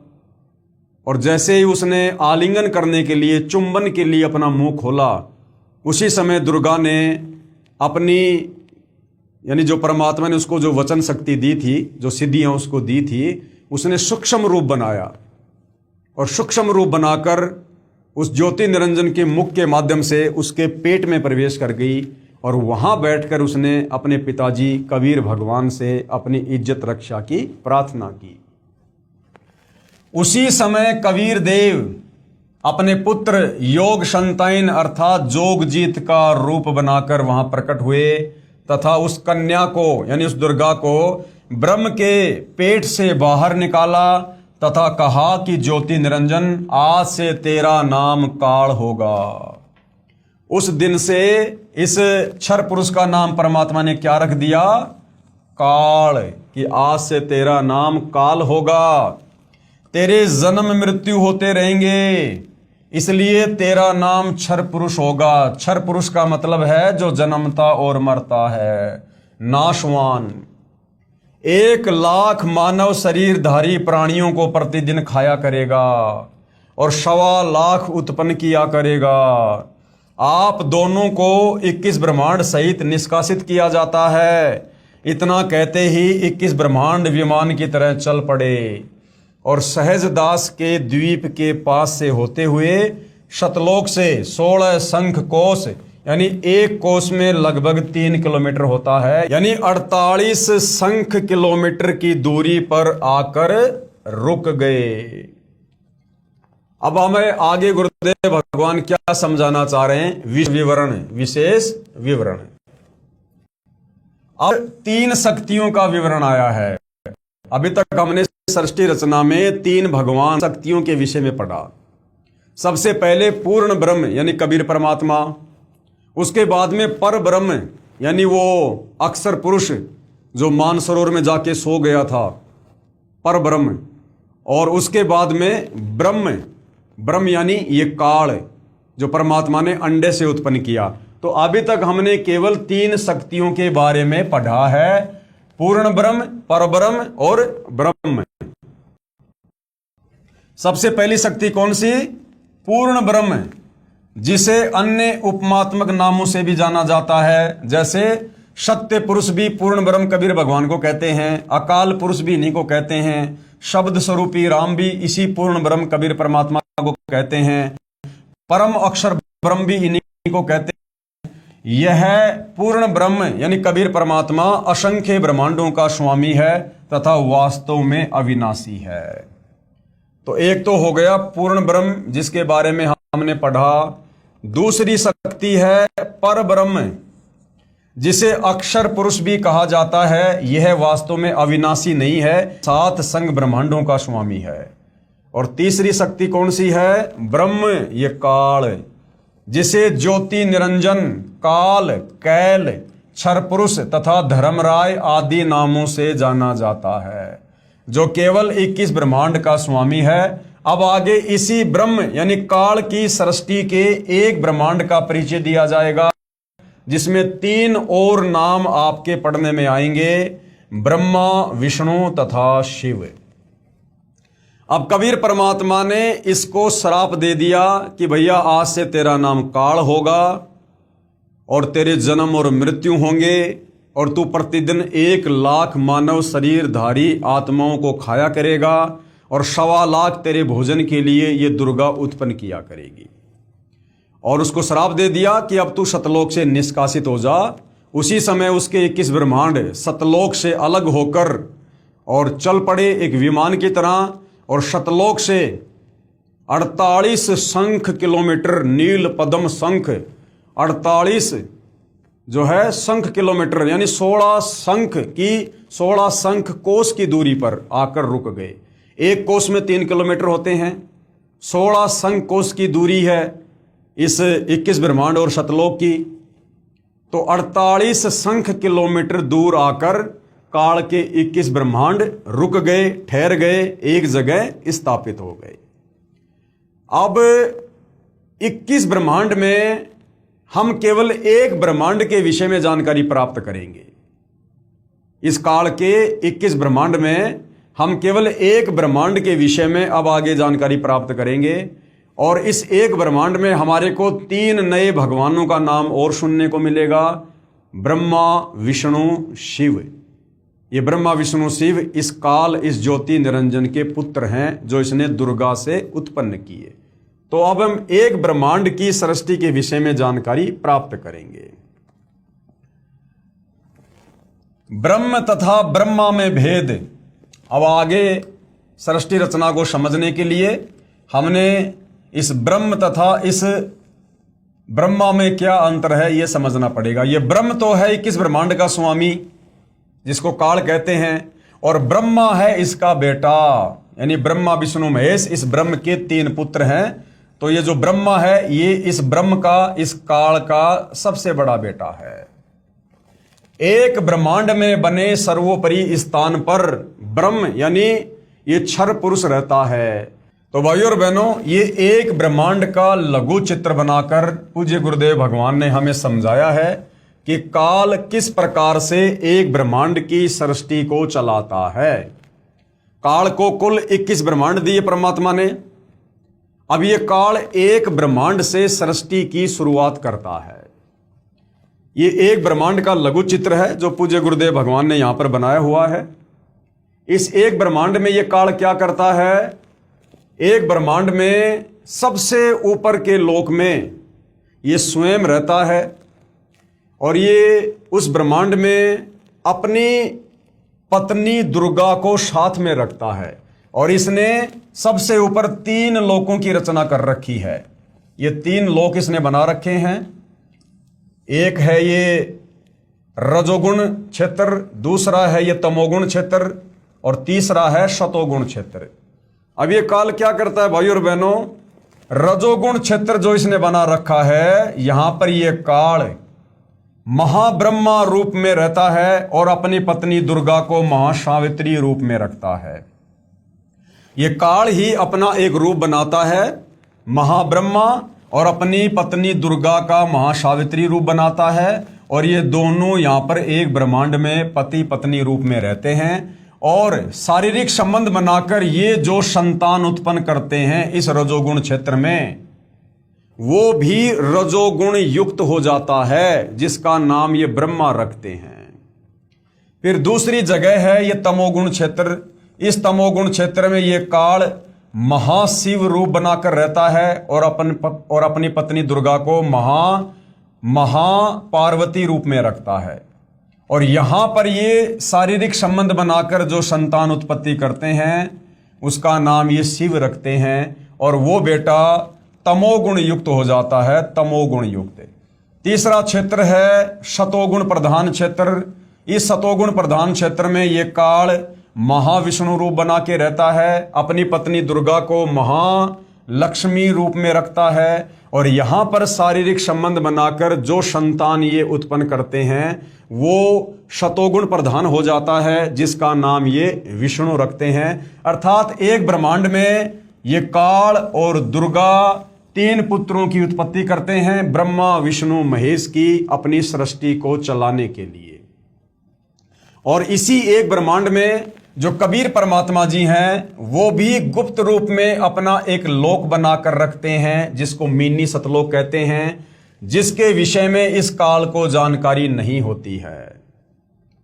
और फिर इसी एक ब्रह्मांड में नीचे भाइयों और बहनों ये दुर्गा जी का लोक है, जहां पर ये शेरावाली रहती है, ये दुर्गा का लोक है। और फिर इसी एक ब्रह्मांड में यहां पर ये सप्तपुरी बनी हुई हैं, ये धर्मराय का लोक है, जहां बैठकर सभी जीवों का वो लेखा जोखा करता है। और इसी एक ब्रह्मांड में इस काल में हमें धोखा देने के लिए ये नकली अनामी लोक बना रखा है, नकली अगम लोक बना रखा है, नकली अलख लोक बना रखा है और नकली शतलोक बना रखा है। फिर ये बहुत बड़ा एक समुद्र है, मीठे जल का समुद्र है ये बहुत बड़ा। फिर इसने यहाँ पर एक महास्वर्ग बना रखा है, और नीचे फिर जो बच्चे इसने इन तीनों जगहों पर रहकर जो इसने पैदा किए थे दुर्गा के साथ, उन तीनों बेटों को ब्रह्मा विष्णु महेश को फिर इसने एक एक लोक दे रखा है। ये विष्णु जी का लोक है, ये श्री ब्रह्मा जी का लोक है, और ये श्री शिव जी का लोक है। और ये जो है ये स्वर्ग है, ये नरक है। यहाँ पर ये देवताओं के राजा श्री इंद्र जी का लोक है।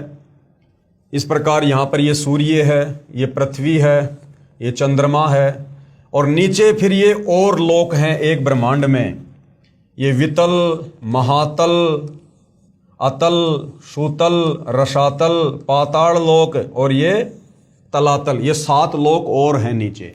तो एक ब्रह्मांड की ये रचना है जो इस काल बलि ने की हुई है अपनी इस सृष्टि को चलाने के लिए। अब हम आगे बढ़ते हैं भाइयों और बहनों। तो हमने कहां से चैप्टर शुरू किया था? ब्रह्म तथा ब्रह्मा में भेद, यानी ये ब्रह्म काल है और ब्रह्मा इसका बेटा है। एक ब्रह्मांड में बने सर्वोपरि स्थान पर ये काल ब्रह्म क्षर पुरुष स्वयं रहता है। एक ब्रह्मांड में बने सर्वोपरि स्थान पर ये काल पुरुष स्वयं 3 गुप्त स्थानों की रचना करके ब्रह्मा विष्णु तथा शिव रूप में रहता है, तथा अपनी पत्नी दुर्गा के सहयोग से 3 पुत्रों की उत्पत्ति करता है। उनके नाम भी ब्रह्मा विष्णु तथा शिव ही रखता है। जो ब्रह्म का पुत्र ब्रह्मा है वह एक ब्रह्मांड में केवल 3 लोकों में, यानी एक ब्रह्मांड में जो 3 लोक हैं, पृथ्वी लोक, स्वर्ग लोक, पाताल लोक, उनमें केवल एक रजोगुण विभाग का मंत्री यानी स्वामी है। इसे त्रिलोकीय ब्रह्मा भी कहा जाता है। तथा ब्रह्म जो ब्रह्मलोक में ब्रह्मा रूप में रहता है, महाब्रह्मा रूप में रहता है, उसे महाब्रह्मा व ब्रह्मलोकीय ब्रह्म कहा जाता है। इसी ब्रह्म यानी काल को सदाशिव भी कहते हैं, महाशिव भी कहते हैं, महाविष्णु भी कहते हैं। श्री विष्णु पुराण में इसका प्रमाण है। चतुर्थ अंश अध्याय 1 पेज नंबर 230 से 231 पर श्री ब्रह्मा जी ने कहा, जिस अजन्मा सर्वमय विधाता परमेश्वर का आदि मध्य अंत स्वरूप स्वभाव और सार हम नहीं जान पाते, श्लोक नंबर 83 में लिखा हुआ है। जो मेरा रूप धारण करके संसार की रचना करता है, स्थिति के समय जो पुरुष रूप है तथा जो रुद्र रूप से विश्व का ग्रास कर जाता है, अनंत रूप से संपूर्ण जगत को धारण करता है, श्लोक नंबर 86। यह प्रमाण आपको हिंदू धर्म ग्रंथों में देखने को मिलेगा। अब आगे का जो चैप्टर है भाइयों और बहनों, वो क्या है? श्री ब्रह्मा जी, श्री विष्णु जी व शिव जी की उत्पत्ति, यानी ये काल ब्रह्म अपनी पत्नी दुर्गा के सहयोग से किस प्रकार से श्री ब्रह्मा, श्री विष्णु और श्री शंकर जी की उत्पत्ति करता है। काल ब्रह्म ने प्रकृति यानी दुर्गा से कहा कि अब मेरा कौन क्या बिगाड़ेगा। यानी जैसे ही परमात्मा ने इसको सतलोक से बाहर निकाला, इसके 21 ब्रह्मांड 16 शंख कोश की दूरी पर आकर रुक गए। उसके बाद इस काल ने, इस ब्रह्म ने इस प्रकृति यानी दुर्गा से कहा कि अब यहां मेरा कौन क्या बिगाड़ेगा। यानी मेरे साथ में जो बुरा होना था वो तो हो चुका है, अब यहां मेरा कौन क्या बिगाड़ेगा, यहां का राजा मैं हूं, अब मैं तेरे साथ में मनमानी करूंगा, जबरदस्ती करूंगा। काल यानी ब्रह्म ने दुर्गा यानी प्रकृति से कहा कि अब मेरा कौन क्या बिगाड़ेगा, मनमानी करूंगा। प्रकृति ने फिर प्रार्थना की, यानी दुर्गा ने फिर भी उससे प्रार्थना की कि आप कुछ शर्म करो, प्रथम तो आप मेरे बड़े भाई हो, क्योंकि उसी पूर्ण परमात्मा कबीर देव की वचन शक्ति से आपकी यानी ब्रह्म की अंडे से उत्पत्ति हुई तथा बाद में मेरी उत्पत्ति उसी परमेश्वर के वचन से हुई है। दूसरा, मैं आपके पेट से बाहर निकली हूं, मैं आपकी बेटी हुई तथा आप मेरे पिता हुए। इन पवित्र नातों में बिगाड़ करना महापाप होगा। मेरे पास पिता की प्रदान की हुई शब्द शक्ति है। जितने प्राणी आप कहोगे मैं वचन से उत्पन्न कर दूंगी। ज्योति निरंजन ने यानी काल ने दुर्गा की एक भी प्रार्थना नहीं सुनी तथा कहा कि मुझे जो सजा मिलनी थी मिल गई, मुझे सतलोक से निष्कासित कर दिया है, अब मनमानी करूंगा। ये कहकर काल पुरुष यानी क्षर पुरुष ने प्रकृति के साथ जबरदस्ती शादी की तथा 3 पुत्रों की उत्पत्ति की। कौन है वो 3 पुत्र? रजगुण युक्त ब्रह्मा जी, सतगुण युक्त विष्णु जी तथा तमोगुण युक्त शिव शंकर जी की उत्पत्ति की। जवान होने तक तीनों पुत्रों को दुर्गा के द्वारा अचेत करवा देता है, यानी कोमा में रखवा देता है जब तक ये तीनों जवान नहीं होते हैं। फिर युवा होने पर श्री ब्रह्मा जी को कमल के फूल पर, श्री विष्णु जी को शेषनाग की सैया पर तथा श्री शिव जी को कैलाश पर्वत पर सचेत करके इकट्ठा कर देता है। तत्पश्चात प्रकृति यानी दुर्गा ने इन तीनों का विवाह कर दिया जाता है समुद्र मंथन के दौरान।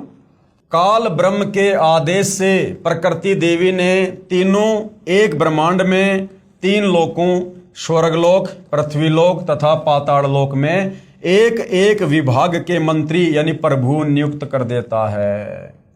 यानी एक ब्रह्मांड में काल की सृष्टि चलती है और एक ब्रह्मांड में अपने तीनों बेटों को ब्रह्मा विष्णु महेश को एक एक विभाग दे देता है। 3 लोकों में पृथ्वीलोक, पाताल लोक, स्वर्ग लोक ब्रह्मा विष्णु महेश को दे दिए जाते हैं और तीनों को इन तीनों लोकों में एक एक डिपार्टमेंट का अधिकारी बना दिया जाता है। रजोगुण का प्रधान ब्रह्मा जी को बना दिया जाता है, शतोगुण का प्रधान विष्णु जी को बना दिया जाता है और रजोगुण का प्रधान शंकर जी को बना दिया जाता है। यानी एक बेटे को तीनों लोक नहीं दिए, तीनों लोकों में एक एक विभाग अपने तीनों पुत्रों को दिए। जैसे श्री ब्रह्मा जी को रजोगुण विभाग का यानी ब्रह्मा जी अपने रजोगुण के प्रभाव से तीनों लोकों में पृथ्वी, पाताल, स्वर्ग में लोगों को संतान उत्पत्ति करने के लिए विषय वासनाओं से प्रेरित करेंगे। आज इस एक ब्रह्मांड में जितने भी जीव, चाहे गधा कुत्ता सूअर है, चाहे इंसान है, चाहे देवी देवता हैं, जिनके अंदर काम वासना जागृत होती है, बच्चे पैदा करने की जो उमंग होती है, ये श्री ब्रह्मा जी के रजोगुण के प्रभाव के कारण होती है। तो रजोगुण का जो डिपार्टमेंट है वो श्री ब्रह्मा जी को दे दिया। जैसे श्री ब्रह्मा जी को रजोगुण विभाग का तथा विष्णु जी को शतोगुण विभाग का, और आपस में तीनों लोकों में, चाहे देवता हो, चाहे इंसान हो, चाहे जानवर हो, अपने बेटा बेटी के लिए, अपनी कार कोठी संपत्ति के लिए जो आपस में मोह ममता है, वो विष्णु जी के शतोगुण के कारण होती है। विष्णु जी को शतोगुण विभाग का तथा श्री शंकर जी को तमोगुण विभाग का प्रभु बनाया, और आपस में लड़ाई झगड़े, मार पिटाई, राग द्वेष, ईर्ष्या, ये श्री शंकर जी के तमोगुण के प्रभाव के कारण जीवों में उत्पन्न होता है। तथा ये काल ब्रह्म स्वयं गुप्त महाब्रह्मा, महाविष्णु, महाशिव रूप से मुख्यमंत्री पद को संभालता है, और ये काल फिर गुप्त हो जाता है कि भैया अब मेरा आगे का सारा काम ये मेरे तीनों बेटे करेंगे। एक ब्रह्मांड में एक ब्रह्मलोक की रचना की है। इस काल ने एक ब्रह्मांड में सबसे ऊपरी क्षेत्र में एक ब्रह्मलोक की रचना कर रखी है, जहां पर ये अकेला रहता है, जहां इसने तपतशिला बना रखी है, जहां पर ये जीवों के सूक्ष्म शरीर को भून भून के वासना निकाल के खाता है, जो इसको श्राप लगा हुआ है। उसी में गुप्त स्थान बनाए हैं। उसी ब्रह्मलोक में इसने 3 गुप्त स्थान बनाए हैं। एक रजोगुण प्रधान स्थान है, जहां पर ये ब्रह्म यानी काल स्वयं महाब्रह्मा यानी मुख्यमंत्री रूप में रहता है, तथा अपनी पत्नी दुर्गा को महासावित्री रूप में रखता है। इन दोनों के सहयोग से यानी शारीरिक संबंध से जो पुत्र इस स्थान पर उत्पन्न होता है, वह स्वतः ही रजोगुणी बन जाता है, क्योंकि ये रजोगुण प्रधान क्षेत्र है। तो यहां पर जो बच्चा ये दोनों मिलकर पैदा करते हैं, वो ऑटोमेटिक रजोगुणी बन जाता है। दूसरा स्थान है शतोगुण प्रधान स्थान। वहां पर ये क्षर पुरुष यानी काल स्वयं महाविष्णु रूप बनाकर रहता है, तथा अपनी पत्नी दुर्गा को महालक्ष्मी रूप में रखकर जो पुत्र उत्पन्न करता है, उसका नाम विष्णु रखता है। वह बालक शतोगुण युक्त हो जाता है। तथा तीसरा, इसी काल ने वहीं पर एक तमोगुण प्रधान क्षेत्र बनाया है। उसमें यह स्वयं सदाशिव रूप बनाकर रहता है, महाशिव रूप बनाकर रहता है, तथा अपनी पत्नी दुर्गा को महापार्वती रूप में रखता है। इन दोनों के पति पत्नी व्यवहार से जो पुत्र उत्पन्न होता है, उसका नाम शिव रख देते हैं, शंकर जी रख देते हैं, तथा तमोगुण युक्त कर देते हैं। इसके प्रमाण के लिए देखिए पवित्र श्री शिव महापुराण विद्वेश्वर संहिता पेज नंबर 24 और 26, जिसमें ब्रह्मा, विष्णु, रुद्र तथा महेश्वर से अन्य सदाशिव है, तथा रुद्र संहिता अध्याय 6, 7, 9 पेज नंबर 100 से 105 तथा 110 पर अनुवाद करता है श्री हनुमान प्रसाद पोदार, गीता प्रेस गोरखपुर से प्रकाशित, तथा श्री मद्देवी महापुराण तीसरा स्कंद अध्याय 1 से 5 पेज नंबर 114 से 123 तक, गीता प्रेस गोरखपुर से प्रकाशित। अनुवादक है श्री हनुमान प्रसाद पोदार, चिमनलाल गोस्वामी। अब भाई और बहनों, जो सृष्टि रचना आप जी को यहां पर बताई जा रही है, अब इस सृष्टि रचना में बताई गई ये बातें कि ये काल ब्रह्म एक ब्रह्मांड में सबसे ऊपरी क्षेत्र पर ब्रह्मलोक में रहता है, और वहां इसने 3 गुप्त स्थान बना रखे हैं। जब इसने संतान उत्पत्ति करनी होती है, तो जो 3 प्रधान क्षेत्र इसने बना रखे हैं, एक रजोगुण प्रधान क्षेत्र, दूसरा सतोगुण प्रधान क्षेत्र, तीसरा तमोगुण प्रधान क्षेत्र। जब ये काल ब्रह्म संतान उत्पत्ति करता है, तो सर्वप्रथम ये रजोगुण प्रधान क्षेत्र में जाता है। वहां पर ये महा ब्रह्मा रूप धारण करता है, और अपनी पत्नी दुर्गा को मां सावित्री रूप में रखता है, और पति पत्नी व्यवहार करके जो संतान ये उत्पन्न करते हैं, उससे एक रजोगुणी पुत्र उत्पन्न होता है, जिसका नाम ये ब्रह्मा रखते हैं।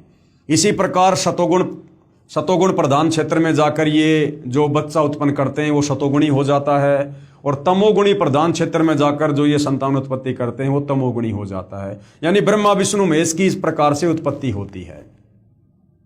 तो ब्रह्मा विष्णु महेश से न्यारा रहता है ये उन प्रधान क्षेत्रों में, जिसको हमारे शास्त्रों में सदाशिव भी कहा है, महाशिव भी कहा है। अब इसका प्रमाण हमारे हिंदू धर्म ग्रंथों में कहाँ है, इसके लिए भाई और बहनों छोटा सा सत्संग परम पूज्य परमेश्वर सतगुरु रामपाल जी के मुख कमल से सुनिएगा। एक बार श्री ब्रह्मा जी और श्री विष्णु जी का आपस में झगड़ा हो गया, युद्ध हो गया। किस बात पे? ब्रह्मा जी कहता मैं तेरा पिता, विष्णु जी कहता मैं तेरा बाप। लट्ठम लट्ठा युद्ध हो गया शुरू। तो इस काल ने, इनके पिता ने, जो कहता मैं इनसे अलग रहता हूं, ये गुप्त रहता है, इसने ऊपर से एक स्तंभ छोड़ दिया, पिलर, लिंग पिलर का सफेद, इनके दोनों के बीच में खड़ा कर दिया एकदम, और बहुत लंबा चौड़ा, ऊपर तक लंबाई बहुत ज्यादा उसकी। इन्हें युद्ध बंद कर दिया, उसका और छोर खोजने में लग गए। फिर ये स्वयं आ गया अपने पुत्र शिव का रूप धारण करके, शिव रूप में, फिर इनको ज्ञान देने लगा।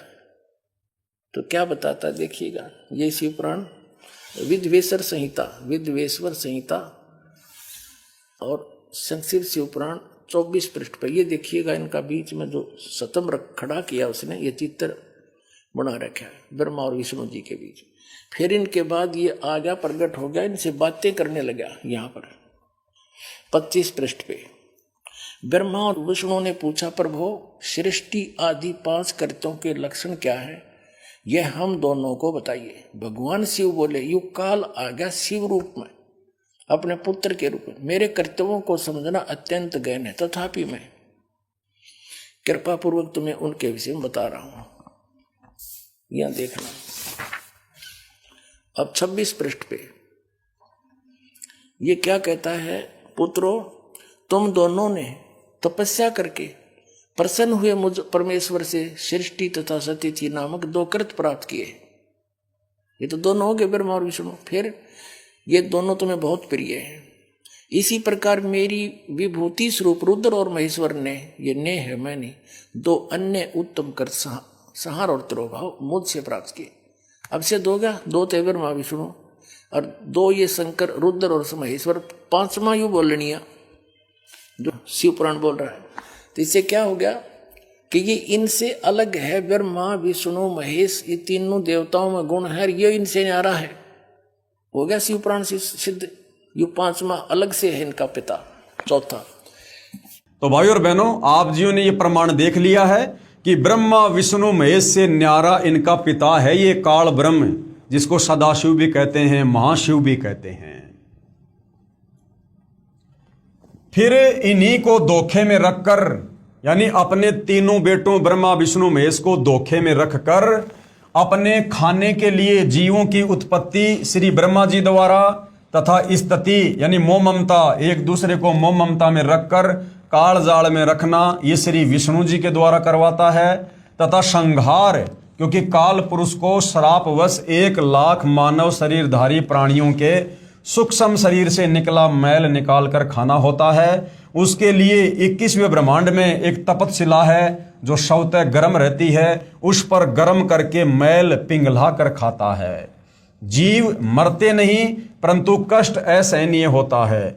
फिर प्राणियों को कर्म आधार पर अन्य शरीर प्रदान करता है, श्री शिव जी द्वारा करवाता है। जैसे किसी मकान में 3 कमरे बने हों, एक कमरे में अश्लील फोटो लगे हों, उस कमरे में जाते ही मन में वैसे ही मलिन यानी गंदे विचार उत्पन्न हो जाते हैं। दूसरे कमरे में साधु संतों भक्तों के चित्र लगे हों तो मन में अच्छे विचार, प्रभु का चिंतन ही बना रहता है। और तीसरे कमरे में देश भक्तों व शहीदों के चित्र लगे हों तो मन में वैसे ही जोशीले विचार उत्पन्न हो जाते हैं। ठीक इसी प्रकार ये ब्रह्म, ये काल ने अपनी सूझबूझ से उपरोक्त तीनों गुण प्रधान स्थानों की रचना की हुई है। अब ये तीनों गुण क्या हैं भाई और बहनों? रजगुण क्या है, सतगुण क्या है और ये तम गुण क्या है? तीनों गुण क्या हैं, इसका प्रमाण हमारे धर्मशास्त्रों में कहां पर है कि भाई रजगुण ब्रह्मा है, सतगुण विष्णु है और तमोगुण शंकर है। ये तीनों देवता एक एक गुणों से युक्त हैं। इसका प्रमाण हमारे हिंदू धर्म शास्त्रों में कहाँ है, ताकि हमें इस सृष्टि रचना पर विश्वास हो, जो यथार्थ सृष्टि रचना कबीर परमात्मा जी ने आप और हमें बताई है। तीनों गुण, रजगुण ब्रह्मा जी, सतगुण विष्णु जी, तमगुण शिव जी हैं। ब्रह्म यानी काल तथा प्रकृति, जिसको दुर्गा भी कहते हैं, इनसे उत्पन्न हुए हैं तथा ये तीनों देवता नाशवान हैं, इनका जन्म और मरण होता है। इसका प्रमाण कहां पर है? गीता प्रेस गोरखपुर से प्रकाशित श्री शिव महापुराण, जिसके संपादक हैं श्री हनुमान प्रसाद पोदार, पेज नंबर 24 से 26, विद्वेश्वर संहिता तथा पेज नंबर 110, अध्याय 9 रुद्र संहिता। इस प्रकार ब्रह्मा विष्णु तथा शिव तीनों देवताओं में गुण है, परंतु शिव यानी ये ब्रह्म काल, ये गुणातीत है। यानी इसने तीनों गुण अपने तीनों पुत्रों के अंदर डाल दिए और ये खुद इनसे अलग रहता है, इसलिए इसको गुणातीत कहते हैं। तो भाइयों और बहनों, इसका जो प्रमाण है कि तीनों गुण क्या हैं, ये जब तक आप देखेंगे नहीं आपको विश्वास नहीं होगा। तो हमारे हिंदू धर्म ग्रंथों में ये सारा प्रमाण है। तो आप जी परम पूज्य परमेश्वर सतगुरु रामपाल जी के मुख कमल से सुनिएगा और देखिएगा, ताकि आपको सृष्टि रचना पर विश्वास हो सके। सुनिएगा। अपने इस सदग्रंथों में श्री शिव पुराण गीता प्रेस गोरखपुर से प्रकाशित है। इसके संपादक कौन है? हनुमान प्रसाद पोदार।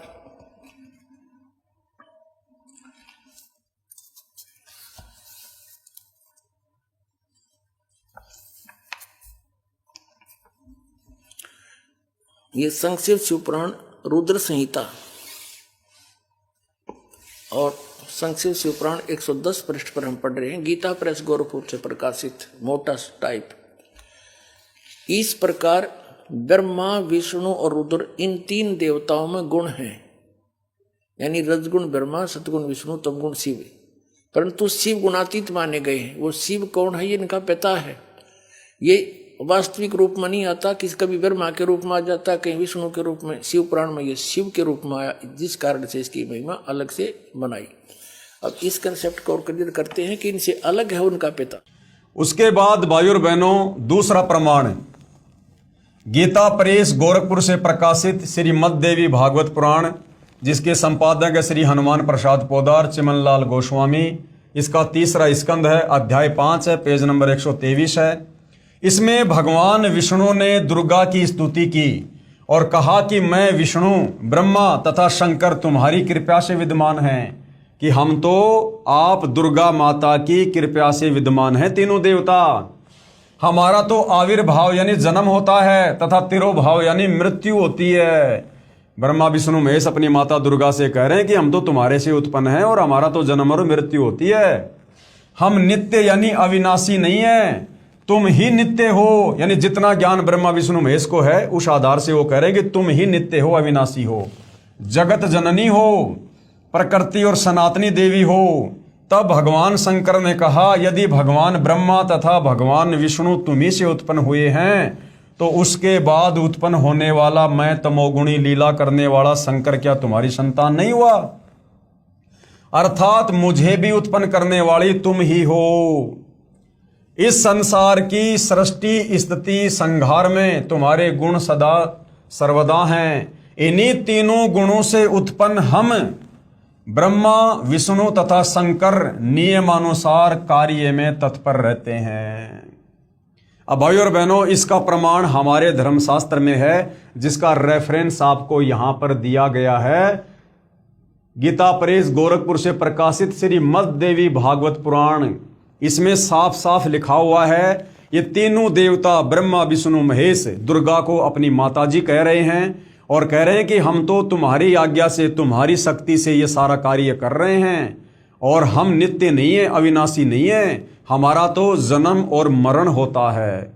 तो भाई और बहनों, एक बार ये प्रमाण भी आप जी पूज्य गुरुदेव सतगुरु रामपाल जी के मुख कमल से सुन लीजिएगा। अब देखिएगा, श्रीमद देवी भागवत यानी देवी पुराण गीता प्रेस गोरखपुर से प्रकाशित है। ये संपादक है हनुमान प्रसाद पोदार, चिमनलाल गोस्वामी।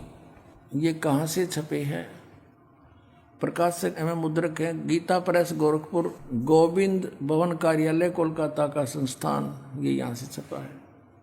123 पृष्ठ पे ये तीसरा स्कंद, यहाँ पर भगवान विष्णु अपनी माता दुर्गा की महिमा स्तुति कर रहे हैं। तुम शुद्ध स्वरूपा हो, यह सारा संसार तुम्ही से उद्भासित हो रहा है। मैं ब्रह्मा और शंकर हम सभी तुम्हारी कृपा से विद्यमान हैं। हमारा आविर्भाव जन्म, आविर्भाव माने जन्म, तिरोभाव माने मृत्यु हुआ करता है। केवल तुम ही नित्य हो, जगत जननी हो, प्रकृति और सनातनी देवी हो। प्रकृति दुर्गा को कहते हैं, ये स्पष्ट लिखा है। भगवान शंकर बोले, देवी यदि महाभाग विष्णु तुम्ही से प्रकट हुए हैं, उनके बाद उत्पन्न होने वाले ब्रह्मा भी तुम्हारी बालक हुए, फिर तमोगुणी लीला करने वाला शंकर क्या मैं तुम्हारी संतान नहीं हुआ? अर्थात मुझे भी उत्पन्न करने वाली तुम ही हो शिवे। संपूर्ण संसार की सृष्टि करने में तुम बड़ी चतुर हो। इस संसार की सृष्टि, स्थिति और संहार में तुम्हारे गुण सदा समर्थ हैं। उन्हीं तीनों गुणों से उत्पन्न हम ब्रह्मा, विष्णु एवं शंकर नियमानुसार कार्य में तत्पर रहते हैं। तो भाई और बहनों, ये आपने देख लिया है सारा प्रमाण, जिसमें कहा गया है कि हे मात ब्रह्मा, मैं तथा शिव यानी विष्णु अपनी माता की स्तुति कर रहा है दुर्गा की, और कह रहा कि हे माता ब्रह्मा, मैं यानी विष्णु तथा शिव तुम्हारे ही प्रभाव से जन्मवान हैं। हम नित्य नहीं है यानी अविनाशी नहीं है, अर्थात हम अविनाशी नहीं है। फिर अन्य इंद्रादि दूसरे देवता किस प्रकार नित्य हो सकते हैं? कि माताजी, जब हम ब्रह्मा विष्णु महेश ही जन्म और मर रहे हैं, अविनाशी नहीं है, तो हमारे नीचे फिर ये 33 करोड़ देवी देवता, ये देवताओं का राजा इंद्र, फिर ये कैसे अविनाशी हो सकता है? तुम ही अविनाशी हो, प्रकृति तथा सनातनी देवी हो। पेज नंबर 11-12 अध्याय 5 श्लोक 8। यदि दया द्रमना न सदा अंबिके कथा अहम भीत च तमोगुण कमल जय रजोगुण संभव सुविहित किमु शतोगुण हरि। जो अभी आप जियों ने पढ़ा गुरुदेव भगवान के मुख कमल से। भगवान शंकर बोले, हे माता, यदि हमारे ऊपर आप दया युक्त हो तो मुझे तमोगुण क्यों बना दिया? और कमल से उत्पन्न ब्रह्मा को रजोगुण किस लिए बनाया तथा विष्णु को शतोगुण क्यों बना दिया?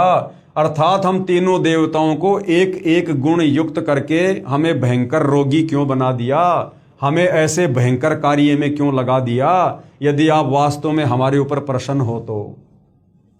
अर्थात जीवों के जन्म मरण रूपी दुष्कर्म में क्यों लगाया? लेकिन भाई और बहनों, दुर्गा की मजबूरी हो गई, क्योंकि दुर्गा ने सतलोक में गलती की। अपने परमपिता परमात्मा से आस्था हटाकर इस काल पर आस्था लगा ली जब ये तप कर रहा था, और सबसे पहले इसने हाथ खड़ा कर दिया 21 ब्रह्मांड में आने के लिए। और उसके बाद काल अब इसका मिसयूज कर रहा है अपने भोजन के लिए। इस काल ने दुर्गा को डरा रखा है, यदि तूने मेरे विषय में अगर जानकारी मेरे तीनों पुत्रों को दे दी तो मेरे से बुरा कोई नहीं। तो अब ये दुर्गा भी डरती हुई अपने तीनों पुत्रों को कुछ नहीं बताती है।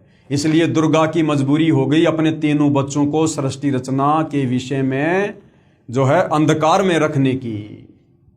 तो ये तीनों देवता कह रहे हैं कि माता जी, यदि आप हमारी माँ हो, हमारे ऊपर प्रसन्न हो, आप हमसे प्यार करती हो, तो हमें एक एक गुण युक्त करके, यानी ब्रह्मा जी को रजोगुणी बना दिया, विष्णु जी को शतोगुणी बना दिया, शंकर को तमोगुणी बना दिया, हमें ऐसे भयंकर कार्य में क्यों लगा दिया यदि आप हमसे प्रेम करती हो तो।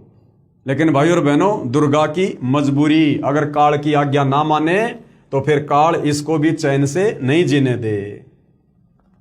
श्लोक नंबर 12 ये संस्कृत भाषा में लिखा हुआ है, इसका हिंदी अनुवाद है, अपने पति यानी पुरुष अर्थात काल भगवान के साथ सदा भोग विलास करती रहती हो, आपकी गति कोई नहीं जानता। निष्कर्ष, उपरोक्त प्रमाणों से प्रमाणित हुआ कि रजगुण ब्रह्मा, शतगुण विष्णु तथा तमगुण शिव है। ये तीनों नाशवान है, अर्थात जन्म और मरण में है तीनों देवता। और दुर्गा का पति ब्रह्म, जिसको काल कहते हैं, यह उसके साथ भोग विलास करता है। यह भी सिद्ध हुआ कि दुर्गा तथा ब्रह्म यानी काल भी साकार हैं, निराकार नहीं हैं। अब भाई और बहनों, आगे का जो चैप्टर है उस चैप्टर में लिखा है कि ये जो ब्रह्म है, जो काल है, काल की अव्यक्त रहने की प्रतिज्ञा। इस काल ने उसके बाद जब इसने दुर्गा के साथ में पति पत्नी व्यवहार करके अपने ऊपर के तीनों गुप्त स्थानों पर जब इसने 3 पुत्रों की उत्पत्ति कर दी, तीनों पुत्रों को एक एक गुण से युक्त कर दिया, उसके बाद भाई और बहनों इस काल ने अव्यक्त रहने की प्रतिज्ञा की। अव्यक्त यानी मैं किसी को कभी दर्शन नहीं दूंगा, अपने वास्तविक काल रूप में मैं किसी को दर्शन नहीं दूंगा। और दुर्गा को कह दिया, अब इन तीनों पुत्रों के माध्यम से तू सृष्टि का कार्यभार संभाल और मेरे लिए भोजन तैयार करवा। एक ब्रह्मांड की सृष्टि ये काल सिर्फ और सिर्फ अपने भोजन के लिए चला रहा है, केवल अपने भोजन के लिए, क्योंकि इसको परमात्मा कबीर जी ने सतलोक में श्राप दे दिया था कि तू रोजाना 1 लाख मानव शरीरधारी आत्माओं के सूक्ष्म शरीर से निकली गंध खाएगा। तो काल की मजबूरी हो गई और मजबूरी वश इसने दुर्गा से संयोग करके 3 पुत्रों की रचना की, ब्रह्मा विष्णु महेश की, और तीनों पुत्रों को एक एक गुण युक्त कर दिया। रजोगुण ब्रह्मा के माध्यम से जीवों की उत्पत्ति करवाता है, सतोगुण विष्णु के माध्यम से सबको मोह ममता में बांध के रखता है, और तमोगुण शंकर के तमोगुण प्रभाव से लोगों को संहार करवा के किसी भी कारण से, और फिर अपने ब्रह्मलोक में उनको तपशिला पर भून भून के खाता है। ये इसका सारा खेल है भाई और बहनों। और ये काल यहाँ कोई बिजनेस करने नहीं आया, कोई फैक्ट्री खोलने नहीं आया, कोई मौज मस्ती नहीं करने आया। शतलोक में जो गलती इसने तप करके की थी उसका कर्म दंड ये यहाँ भोग रहा है। और आप और हम तमाम आत्माओं ने इसके ऊपर आसक्ति दिखाकर अपने परमपिता परमात्मा कबीर साहिब के साथ जो धोखा किया था, हम भी उसका कर्म दंड यहाँ भोग रहे हैं। हम यहाँ पर जेल काट रहे हैं, जेल। तो अपने तीनों पुत्रों ब्रह्मा विष्णु महेश की उत्पत्ति दुर्गा के साथ में करके फिर इस काल ब्रह्म ने एक प्रतिज्ञा की कि अब मैं अपने वास्तविक काल रूप में किसी को दर्शन नहीं दूंगा। तो भाई और बहनों, उस काल ब्रह्म की जो प्रतिज्ञा है उसके विषय में हम नेक्स्ट वीडियो में जानकारी प्राप्त करेंगे। ये सृष्टि रचना है, इस सृष्टि रचना को हमने बहुत ही ध्यानपूर्वक सुनना है। ये कोई मनगढ़ंत कहानी नहीं है, बनावटी कथा नहीं है। अगर इस सृष्टि में कोई सत्य कथा है, अमर कथा है, सत्यनारायण कथा है, तो परमेश्वर रामपाल जी ने 5वें वेद सूक्ष्म वेद से निष्कर्ष निकालकर जो सृष्टि रचना पवित्र पुस्तक ज्ञान गंगा में डाली है, यही सत्य कथा है। और इस कथा को बार बार सुनने से, बार बार सुनने से, देखने से आप और हमें सर्व धर्म शास्त्रों से प्रमाण देख देख कर ये सत्य कथा हमें सत्य प्रतीत होने लगेगी। क्योंकि भाई और बहनों, ये काल का लोक है। यहाँ पर अगर झूठ को 100 बार बोल दिया जाए तो झूठ भी सत्य लगने लगती है, और सत्य तो सत होता ही है। सच को अगर बार बार सुना जाए तो सच अपनी ऐसी जगह बना लेगी जिसके ऊपर झूठ कभी अपना असर नहीं कर सकती। तो भाई और बहनों, मैं आपसे प्रार्थना करूंगा, इस पवित्र पुस्तक ज्ञान गंगा के माध्यम से जो आप सृष्टि रचना देख रहे हैं, समझ रहे हैं, साथ में आपके लिए बहुत जरूरी है कि आप YouTube पर जाकर सर्च करें सृष्टि रचना सतगुरु रामपाल जी। सतगुरु रामपाल जी के मुख कमल से इसी सृष्टि रचना को आप जी कम से कम 2-4 बार लगातार सुनिएगा। बार बार सुनने से, सारे प्रमाण देखने से आपको दृढ़ विश्वास हो जाएगा। उसके बाद आप आगे का अध्यात्म यानी जो ये आध्यात्मिक मार्ग है, भक्ति मार्ग है, आप इसको बखूबी समझ पाएंगे। तो आज के वीडियो में सृष्टि रचना के अंतर्गत हम केवल यहीं तक लेंगे। कल के वीडियो में गुरुदेव भगवान के आशीर्वाद से तीनों पुत्रों की उत्पत्ति करके फिर काल ने जो अपनी प्रतिज्ञा की थी अव्यक्त रहने की। अव्यक्त का मतलब होता है वो साकार है लेकिन किसी के सामने नहीं आता, उसको कहते हैं अव्यक्त। जैसे सूरज होता है, सूरज के आगे अगर बादल आ जाते हैं तो सूरज कुछ समय के लिए अव्यक्त हो जाता है, वो निराकार नहीं होता, वो अव्यक्त होता है क्योंकि उसके आगे बादल आ गए और जैसे बादल हट जाते हैं सूरज हमें दिखाई देता है। तो इसी प्रकार ये जो काल ब्रह्म है ये निराकार नहीं है, ये अव्यक्त रहता है। इसको डर है, यदि मेरे विषय में किसी को पता चल गया, यदि मेरे वास्तविक रूप को किसी ने देख लिया तो वो यहाँ पर जी नहीं सकता, यहाँ पर रह नहीं सकता वो। इसलिए काल की ये मजबूरी हो गई है अव्यक्त रहने की। तो क्या इसकी प्रतिज्ञा थी, क्यों इसने प्रतिज्ञा की, उसके बाद सारा काम ये किसके माध्यम से आगे संचालित करवा रहा है? ब्रह्मा विष्णु महेश को इसने केवल मोहरा बना रखा है, आप और हम सभी जीवों को अपने भोजन के लिए बलि का बकरा बना रखा है। तो आगे की सृष्टि रचना में हम विस्तार से जानकारी प्राप्त करेंगे। तब तक पूज्य गुरुदेव भगवान हम सबको आज्ञा दें, आशीर्वाद दें, सद्बुद्धि दें, हमारा मार्गदर्शन करें। बंदी छोड़ सतगुरु रामपाल जी परमेश्वर जी की जय हो।